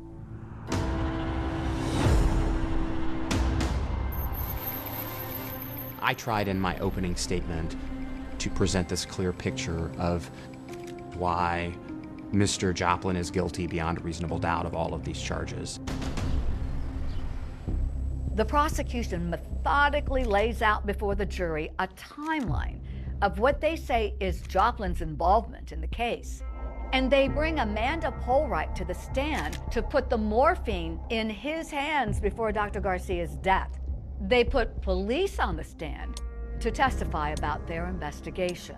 The fact that when Mr. Joplin called in the fake welfare check, he told them to call Dr. Garcia's cell phone, but he had that cell phone with him in Washington in a Faraday bag, was also particularly damning evidence. But nothing in this case is more stunning than the disturbing video clip obtained by police from Joplin's phone that prosecutors play in court. On March 17th, 2017, the defendant, Jordan Joplin, took out his cell phone and he took a video of Dr. Eric Garcia unconscious, gasping for air, and close to death. 10 days later, on March 27th, 2017, Ketchikan police officers found Dr. Garcia dead, in the same position as in the video, wearing the same clothes as he did in the video. Yet in Joplin's video, there's no charcoal visible on Dr. Garcia's hands, showing, prosecutors say in their summation, all the barbecue stuff happened afterwards, after that fatal dose of morphine. When it's the defense team's turn, Joplin's attorney says that the prosecution's case is entirely circumstantial and that Dr. Garcia himself administered the morphine that took his life. And as for that video, well, the defense acknowledges that Joplin may not have reacted appropriately, claiming it was out of fear for Dr. Garcia's job, but it doesn't mean he's guilty. The defense calls Jordan Joplin. To testify in his own defense, Jordan Joplin takes the stand. Did you know Dr. Eric Garcia? Yes, I did. Did you love him? Yes. He characterized it as a romantic relationship. He's very kind, emotionally supportive. He offered a number of alternatives for what he said was happening. And the shipping containers with his belongings? Well, Joplin tells the jury that Dr. Garcia was planning on retiring and moving to Washington. He was giving me a bunch of stuff, and then also I was under the impression that he either bought a house or was in the process of buying a house. And he was supposed to retire in the spring of 2017. Prosecutors later say there is no evidence other than Joplin's own word to suggest that Dr. Garcia ever planned on retiring and moving to Washington. Choosing to testify on his own behalf leaves Joplin wide open for cross-examination.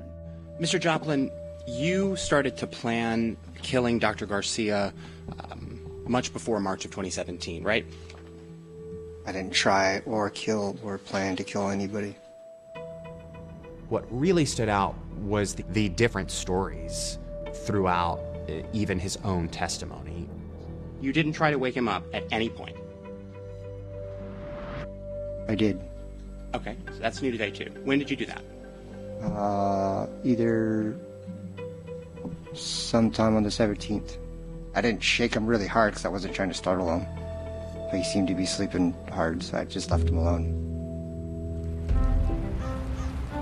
On the 14th day of this emotional trial, the defense rests. So after we finish closing arguments, then the case goes to the jury, and ultimately the case is in their hands. Also in the jury's hands, the fate of Jordan Joplin. You just don't know what a jury's going to do. It's excruciating to not know what's going to happen.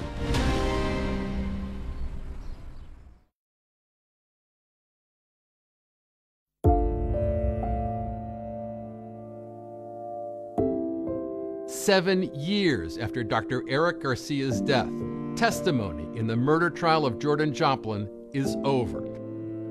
Then, on day 3 of deliberations, jurors say they've reached a verdict. I think the most excruciating part is when the jury has come in and we're just waiting for the words to be said. We, the jury, find the defendant, Jordan Joplin, guilty of murder in the first degree. Guilty of all charges. He was found guilty of murder in the first degree and theft in the first degree. The second we got the guilty verdict, I was amazed, but elation. I was so excited that this can't happen again to another person. On April 9th, 2024, Jordan Joplin was brought back here to Ketchikan for sentencing.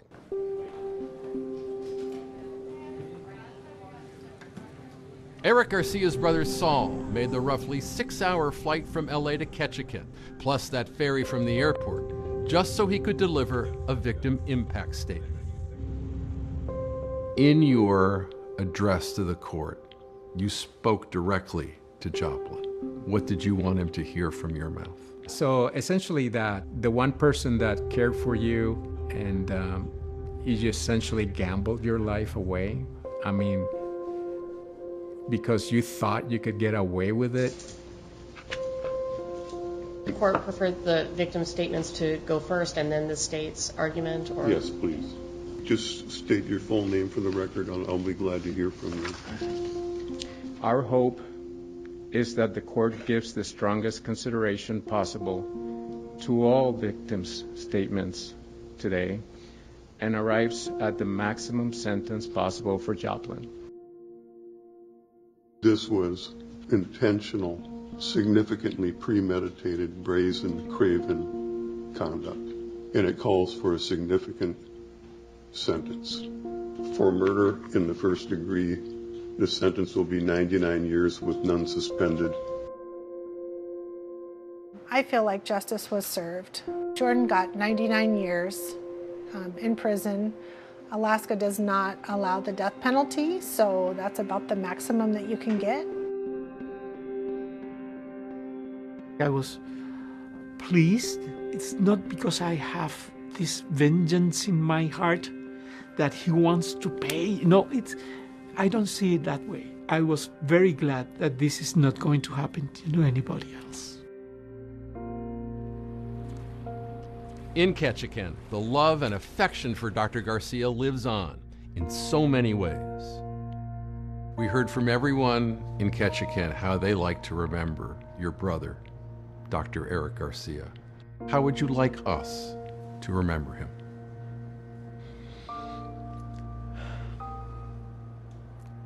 I think Eric's legacy is about compassion and caring, but he helped so many people along the way with medicine or just being friends with people and connecting with them.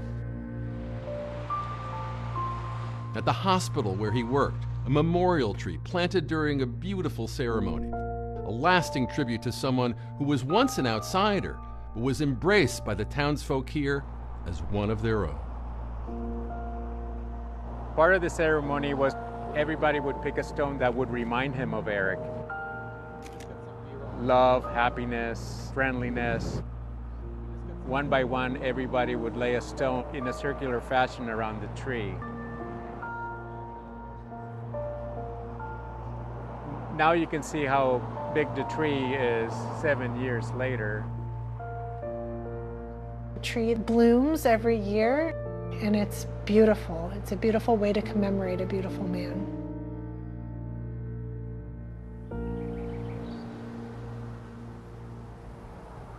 And we should point out tonight that Jordan Joplin has now filed an appeal of his conviction. David, if his appeal is denied, the earliest he'll be eligible for parole is in the year 2050, when he'll be 64. That's our program for tonight, and here's to a great new season of 2020. I'm Deborah Roberts. And I'm David Muir. Incredible stories coming your way. This is just the start. From all of us at 2020 and ABC News, good night.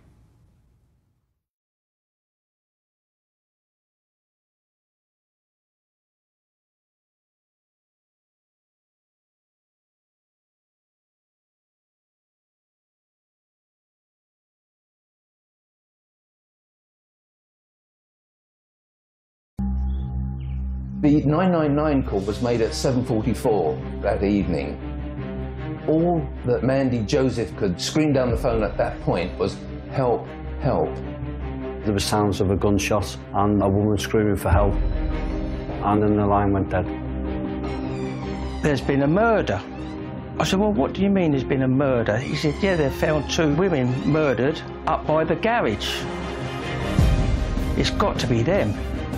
It's something that is totally unbelievable. To kill them both, it was just devastating. And you just could never, ever imagine something like that happening in Oakcliff. It was vicious in the extreme. When officers reviewed the CCTV, they identified a vehicle that came down the pathway around the time of the murder, and these are the people responsible for the deaths. Oakcliff, a quintessentially English village situated in the heart of Bedfordshire. Best known for being the birthplace of British explorer Arthur Henry Newman. Oakcliff is a smallish village in mid-Bedfordshire, straddles the A5. It's a quiet village. It's on a route between Dunstable in the south and Milton Keynes in the north.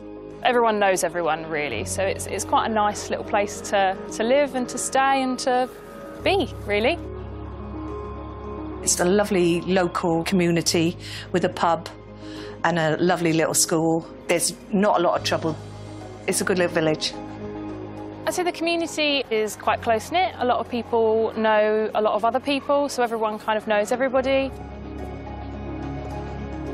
And central to the community and village life was Iris Jones and her husband. Iris was a much-loved figure in the village, well known in the village. She'd lived here for years and years.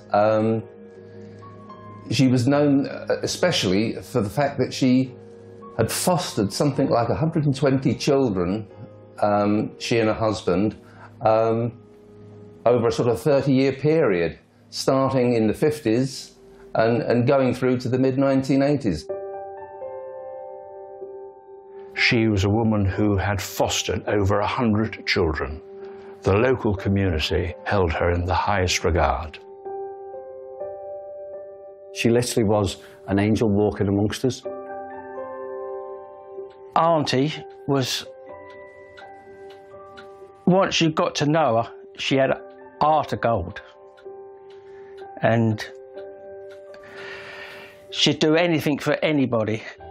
She was much loved, a caring, compassionate person who opened up her home to countless children less fortunate. I mean, it become a way of life to her, fostering several children there who we actually grew up with. And as I say, she was, that was her life, kids, really. Iris's husband died in 1993, leaving Iris a widower. She remained close to her children, including her foster daughter, Mandy, whom she relied on. Mandy Jones was fostered by Iris when she was about 4 years old. She's had a proper mother-daughter relationship throughout her whole life. Mandy was 34 years old. She was a carer herself. She worked in the care industry. Her whole life was about caring for others. And when Iris's husband died, she moved back in with her foster mother to care for her in her declining health. She was a caring girl. There was nothing she wouldn't do for you. Iris walked with the aid of a frame and walking stick.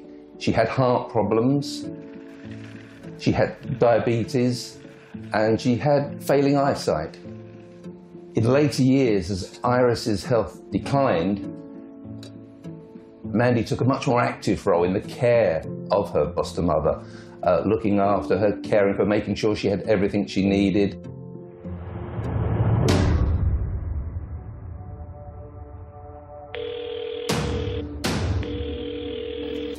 Please, how can I help? The 999 call was made at 7:44 that evening, and it was made by Mandy Joseph.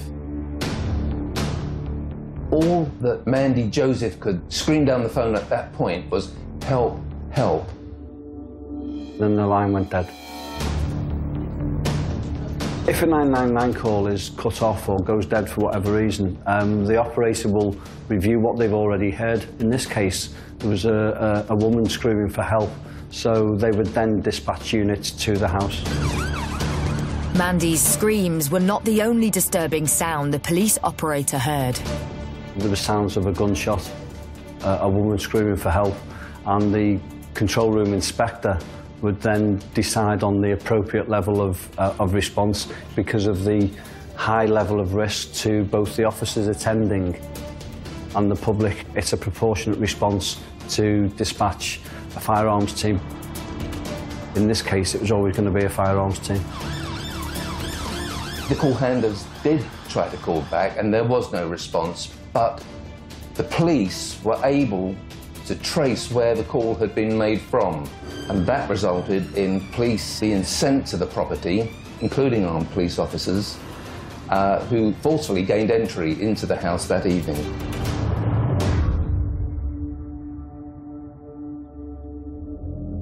The house where the shooting had taken place was up a gravel drive and situated behind a garage forecourt. There's a petrol station, and by the side of it there was a track that led down to this detached house. Upon arrival, the armed officers were met with a gruesome sight. They found Iris, she was lying by the sink. A further search of the house located Mandy in the lounge.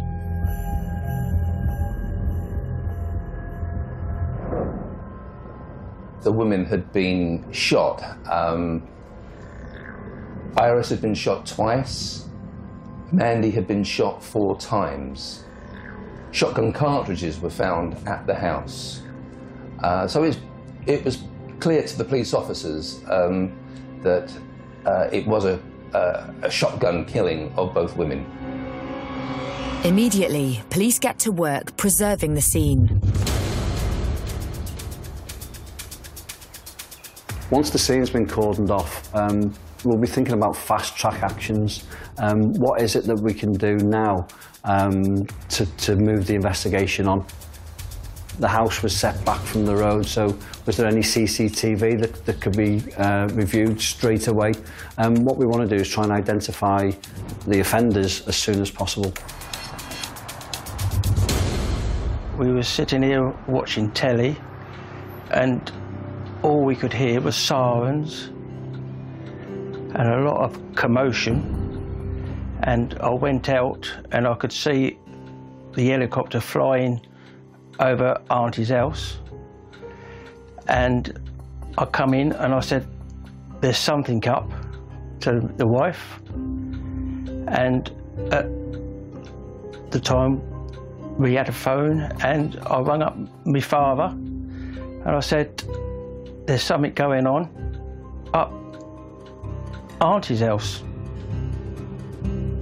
And then my father rang me and said, "There's been a murder." And I said, "Well, what do you mean there's been a murder?" He said, "Yeah, they found 2 women murdered up by the garage."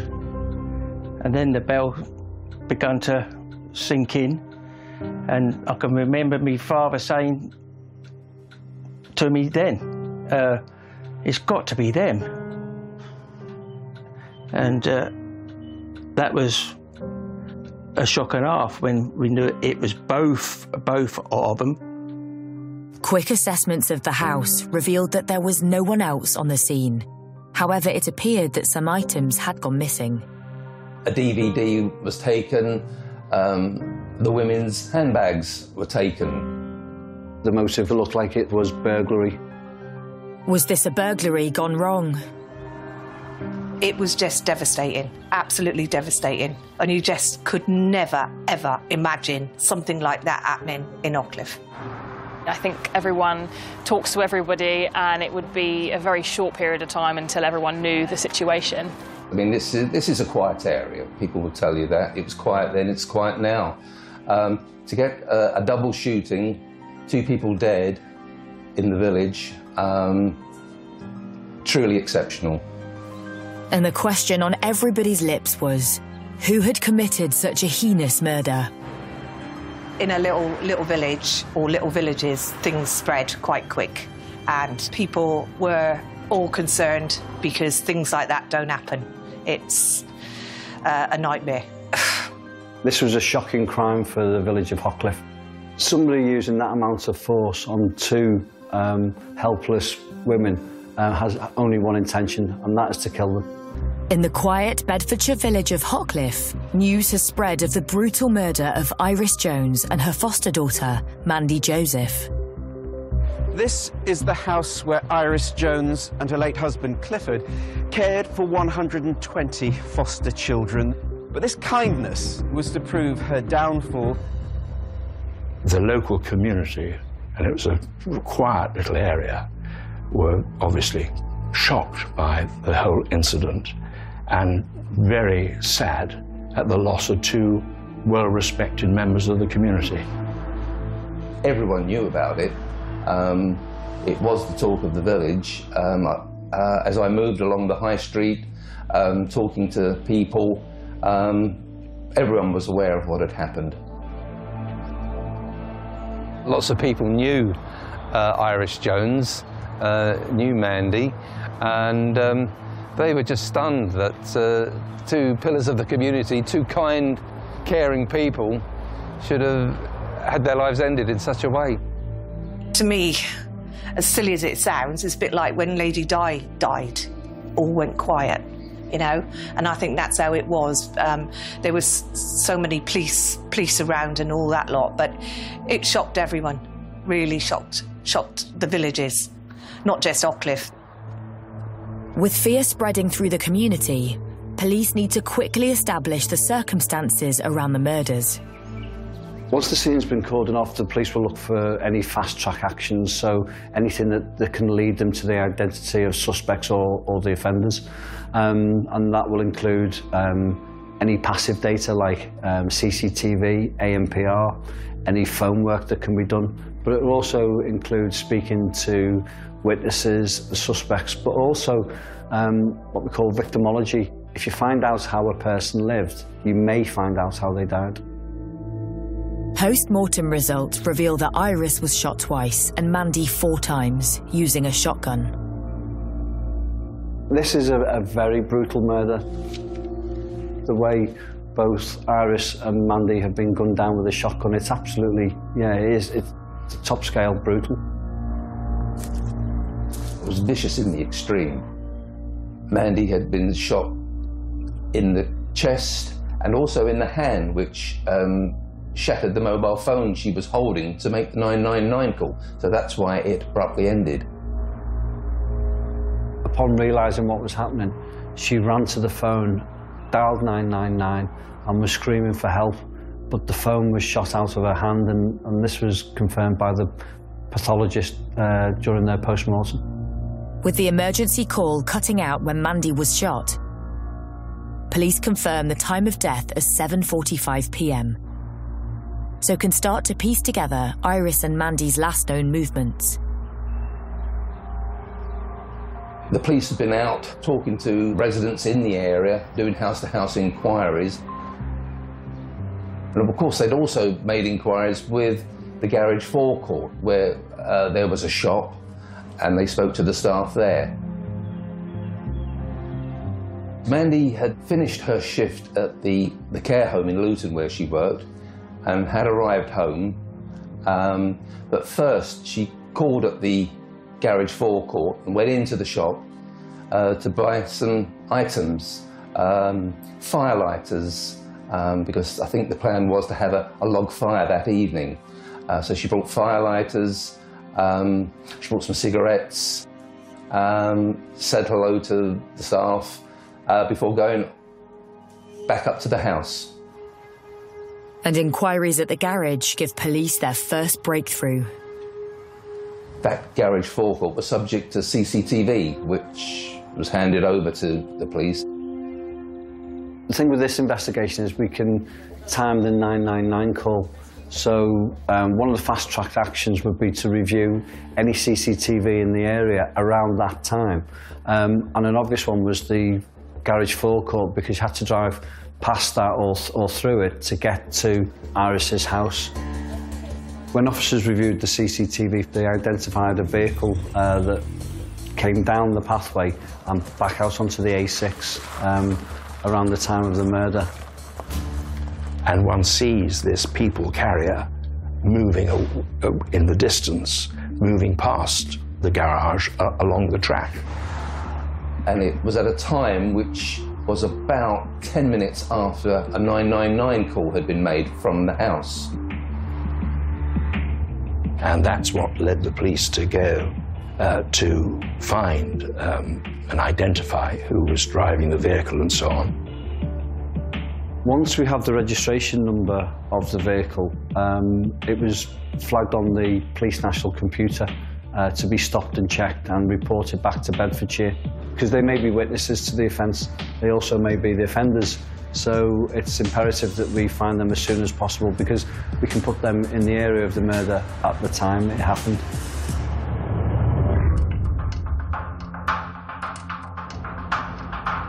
A day after the murder, and police track down the car in Suffolk. Inside is a couple. But that's not all. When they searched the vehicle, they found a shotgun in the back.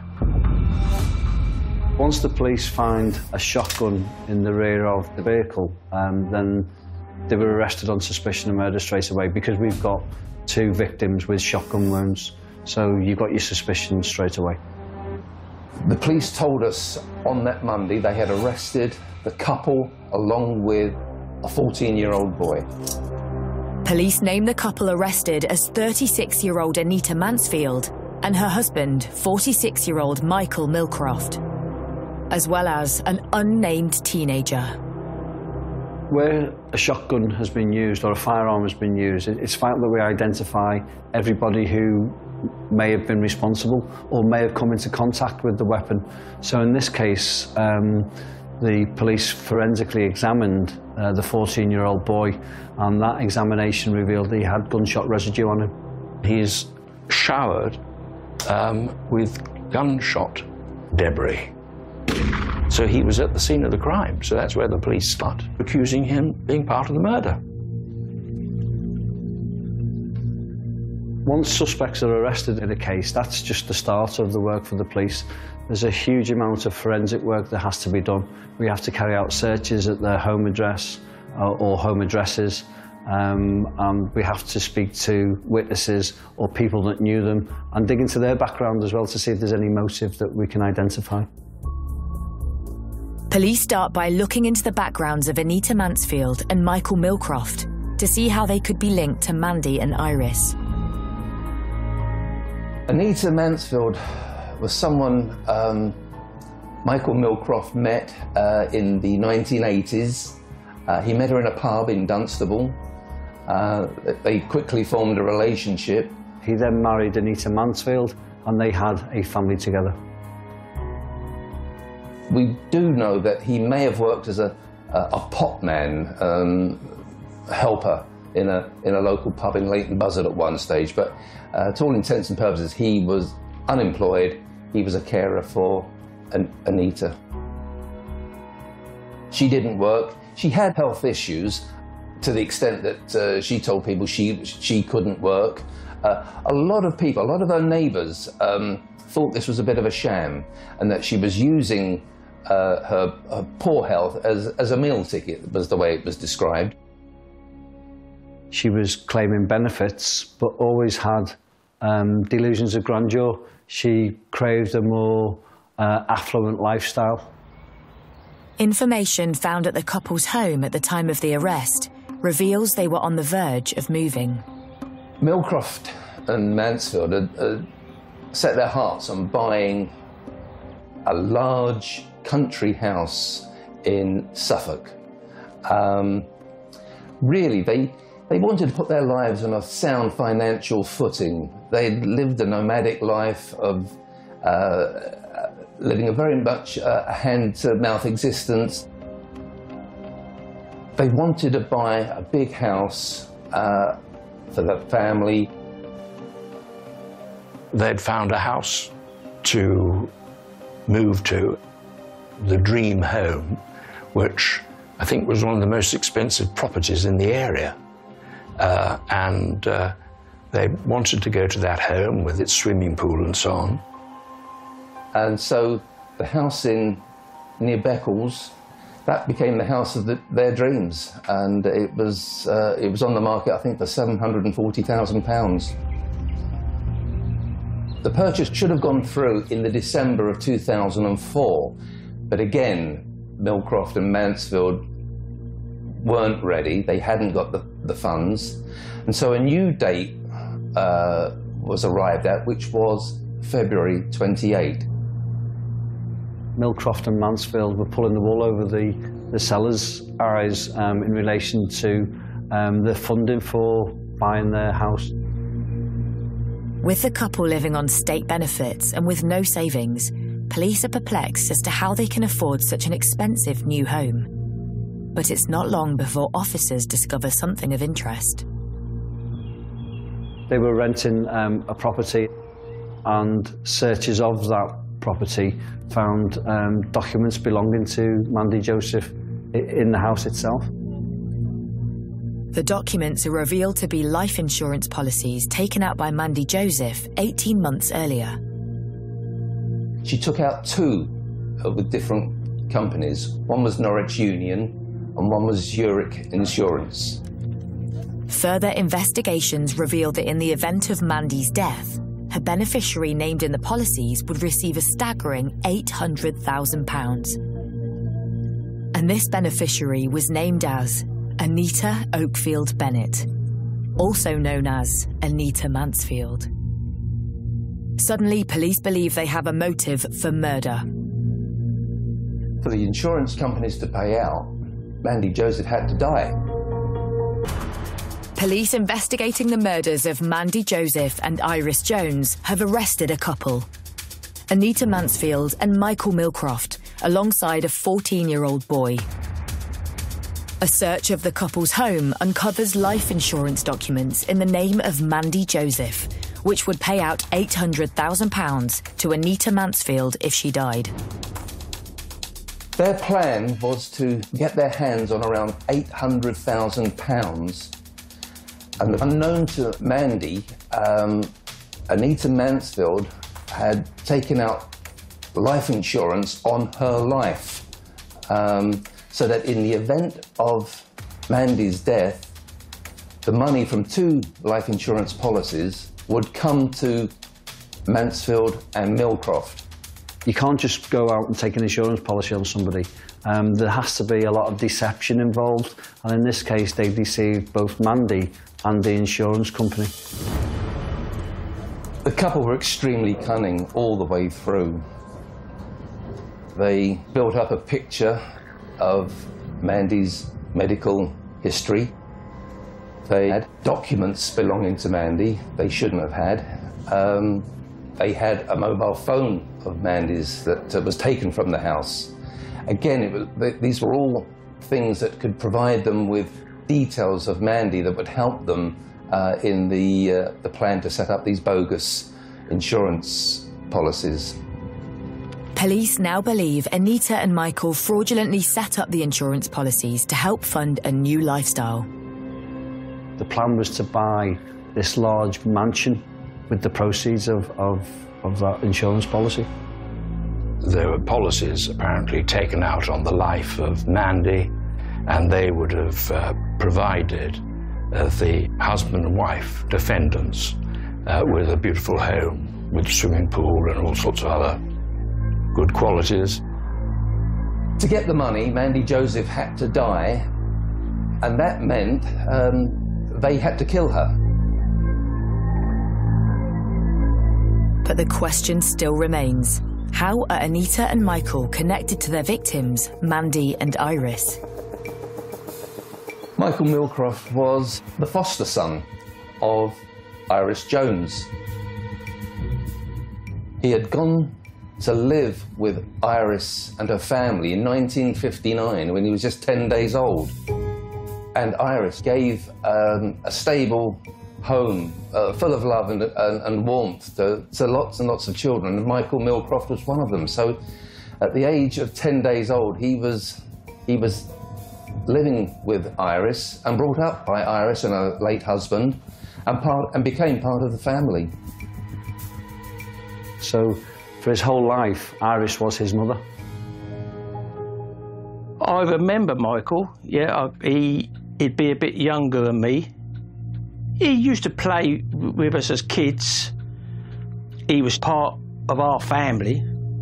It was said that Michael regarded Mandy as his younger sister. She looked on him as an older brother. They were brought up together as children. They sat round the dinner table, went on holidays together. At one stage, Michael's girlfriend, Anita, even moved into the home with him. But in 1989, it seems there was a divide in the family. Iris and Mandy, Michael and Anita had all gone on holiday to Mallorca. There was a big row while on holiday, with the result that when everyone returned, Michael and Anita Mansfield moved out.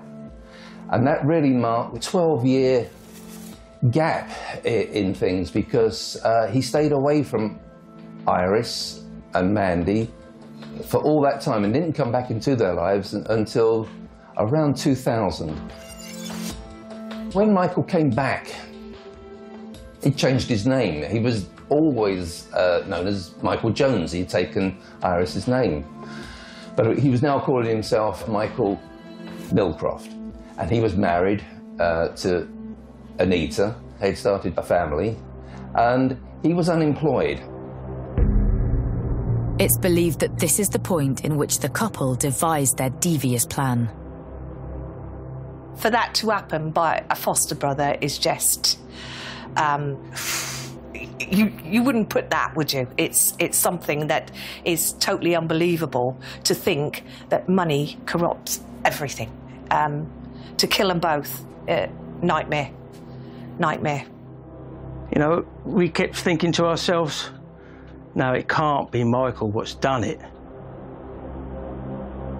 With news sinking in that Iris's own foster son could be behind her murder, forensic evidence comes in.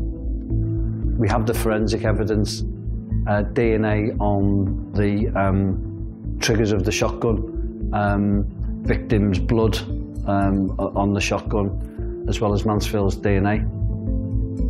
These are the people responsible for the deaths. Police present all their evidence against Anita Mansfield, Michael Millcroft and the teenager to the Crown Prosecution Service. And they decided to charge them with murder. There were murder counts and also counts of attempting to obtain money by deception. With the three pleading not guilty to murder, preparation begins to build a case for trial. Starting with trying to prove that the couple had taken out the fraudulent insurance policy. Anita did much of the setting up over the phone. She would ring an insurance company, pretended to be Mandy Joseph, and proceeded to give Mandy's medical history, saying what she smoked in a week, what alcohol intake, a general medical history, that sort of thing. These were all details that she had somehow gleaned over the last few years in the build-up to the killings, and it helped her in the pretense that she was Mandy Joseph on the phone. With the policy set up, there was only one thing left to do. Mandy's death was essential for the claim to be made on insurance. It was a racing certainty that Iris would be in the cottage because at that time she was housebound. So they both had to be killed if they were going to succeed in getting the insurance money. It's hard to believe that anybody thought they could get away with it. I mean, to us, you've got to be a little bit sick in the head to think that you can get away with something like that to start off with. With the trial looming, defence barristers are appointed for the three defendants. I've done many murder trials, either prosecuting or defending.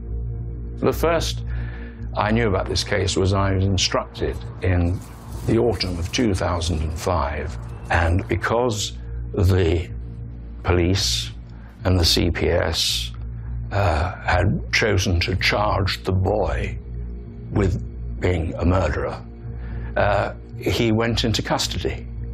So he's remanded in custody, and he goes to a small specialist unit where I visited him. But there was one piece of information which hadn't yet been revealed about the 14-year-old boy. He was their son. And I think potentially the most evil part of the case was that the parents thought they could blame their son and get away with it. In Bedfordshire, Michael Millcroft, Anita Mansfield and their own son have pleaded not guilty to the murder of Iris Jones and her foster daughter, Mandy Joseph. The trial begins at Luton Crown Court.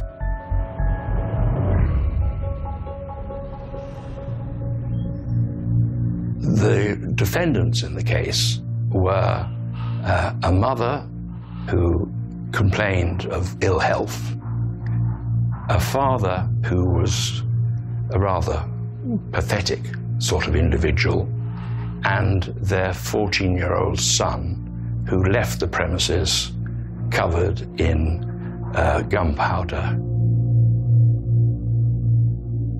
What was revealed in court was the lengths that they went to plan this murder. The court hears exactly what unfolded on that fateful day. It was just an ordinary day. It was a Sunday afternoon. It was known that Millcroft and Mansfield were coming to the house that evening, and that's one of the reasons that she called into the shop, because the plan was to have a log fire burning for them when they arrived to make it homely and welcoming. And so Mandy had called into the shop to buy firelighters and to help get the fire going.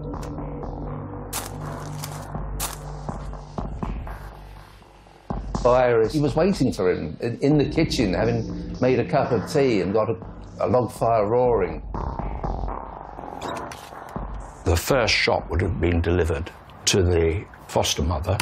She goes down on the ground in the kitchen.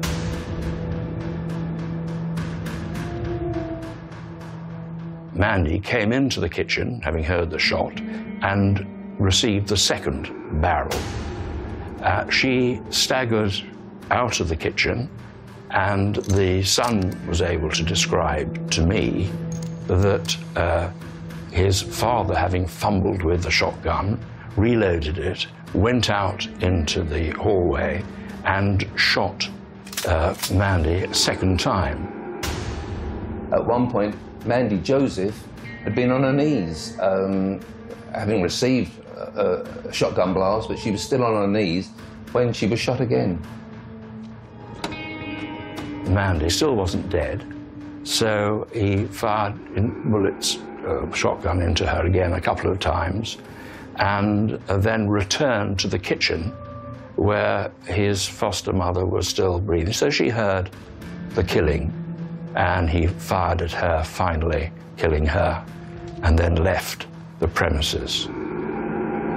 In those last seconds of their lives, for Mandy and Iris, it must have been truly terrifying. In the execution of their crime, the couple went to great lengths to make sure their plan didn't fail. They even planned to alter the shot in the shotgun cartridge. Normally a shotgun cartridge will fire small ball bearings and they will spread out into a certain pattern. In this case they used harder and larger ball bearings, absolutely lethal and illegal to change the shot as well.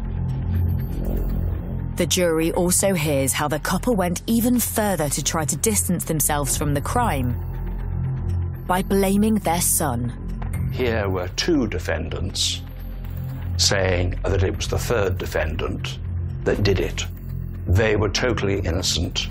If there was any dishonesty shown by them when they were first seen by the police, it was because they wanted to protect the boy. That was their story. His story, of course, was that he simply wasn't involved. I think potentially the most evil part of the case was that the parents thought they could blame their son and get away with it.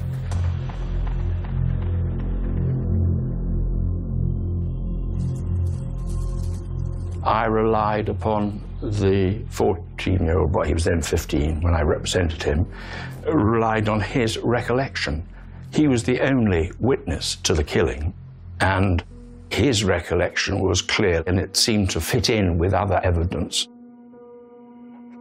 The young boy was able to tell the police that he was aware that Millcroft and Mansfield had been planning the deaths of the women for some time, and that various ways of killing them had been discussed and thought about. They sent the 14-year-old son to the library to research on poisoning. He did what he was told. He went and looked in the library and read about one or two things and reported back on it. Researching not just an insurance scam followed by a shooting, but other methods that how Mandy should be killed, including looking into poisoning her, looking into electrocuting her, looking into masonry, heavy masonry falling onto her, or that she would be the victim of a mugging gone wrong. But it was clear from the evidence that was presented that they've manipulated him as he was growing up. Anita's defense mirrored that of her husband. both claimed they heard the firearm discharged, and the father left the vehicle and went in and found this dreadful scene. She claimed to have remained in the vehicle outside the cottage. Her husband went in and then left a few minutes later together with the boy. The thing I remember most about this investigation was the sheer callousness and brutality of the murder. The callousness to take out life insurance policies because they wanted a house, and the brutality to murder 2 innocent women so that you can buy that house. It's evil. After weeks of hearing evidence, the jury retires to consider their verdict. The 14-year-old boy was found not guilty in this case. He wasn't wicked, and he wasn't a killer. And that's what the jury must have been satisfied by, at the end of their deliberations, that he had not been proved to be any part of the murder. Then the jury delivers its verdict against Anita Mansfield and Michael Millcroft. The evidence in this case was overwhelming. We have the forensic evidence. There's Millcroft's fingerprints on the trigger of the shotgun, as well as Mansfield's DNA. The 14-year-old boy had shotgun residue on his person. We've also got the CCTV from the time of the murder, and we've also got the shotgun found in the back of Millcroft's car. Adding to that, the documentation belonging to Mandy Joseph found at the rented property in Suffolk, as well as all the financial documents which identified fraudulent life insurance policies. So, yeah, pretty damning. And it appears the jury agreed. Both were found guilty of murder. Anita Mansfield received a sentence of 30 years, and Michael Millcroft received a sentence of 25 years. Mansfield got the longer sentence because the judge found that she had been the prime mover in what happened. In putting together the plan, she had been the cold, calculated director of operations. Millcroft had very much been a passenger in what happened. And the reality was that this was a vicious, mean, wicked killing. And I seem to remember an observation by the judge that they had shown no remorse at any time, and that was clearly the case. The judge said this was, it was no sudden spur-of-the-moment killing. They never once apologised for what had happened. They showed no remorse. And the case has left its mark. When you leave the court afterwards, you never forget the tragedy of the death of the 2 women. I think the saddest thing about this crime is how little Millcroft and Mansfield valued the lives of their family. Why they done it, well, I know why they done it. They done it for money, but why anyone would think they could get away with it, it's quite unbelievable, really. I've been a policeman now for nearly 29 years, and I've dealt with some very nasty people, but I've never come across any people quite so evil. Following the sentencing of Millcroft and Mansfield, Iris's natural son, Brian, revealed how his mum would have been looking forward to her foster son's visit on that fateful day. First thing she'd do would be at the kitchen sink to make a cup of tea. And that's how she would have greeted them. "Hello, love, do you want a cup of tea?" And then they shot her. I mean, Mandy would still be here now, and even today, there's not many days something triggers your mind and you think of Mandy and my Auntie Iris. That's all I can really say. The death of Iris and Mandy These were women that had given their lives to helping and caring for other people. Iris especially, she had taken Michael into her arms when he was just 10 days old. Truly, truly shocking and really, really upsetting.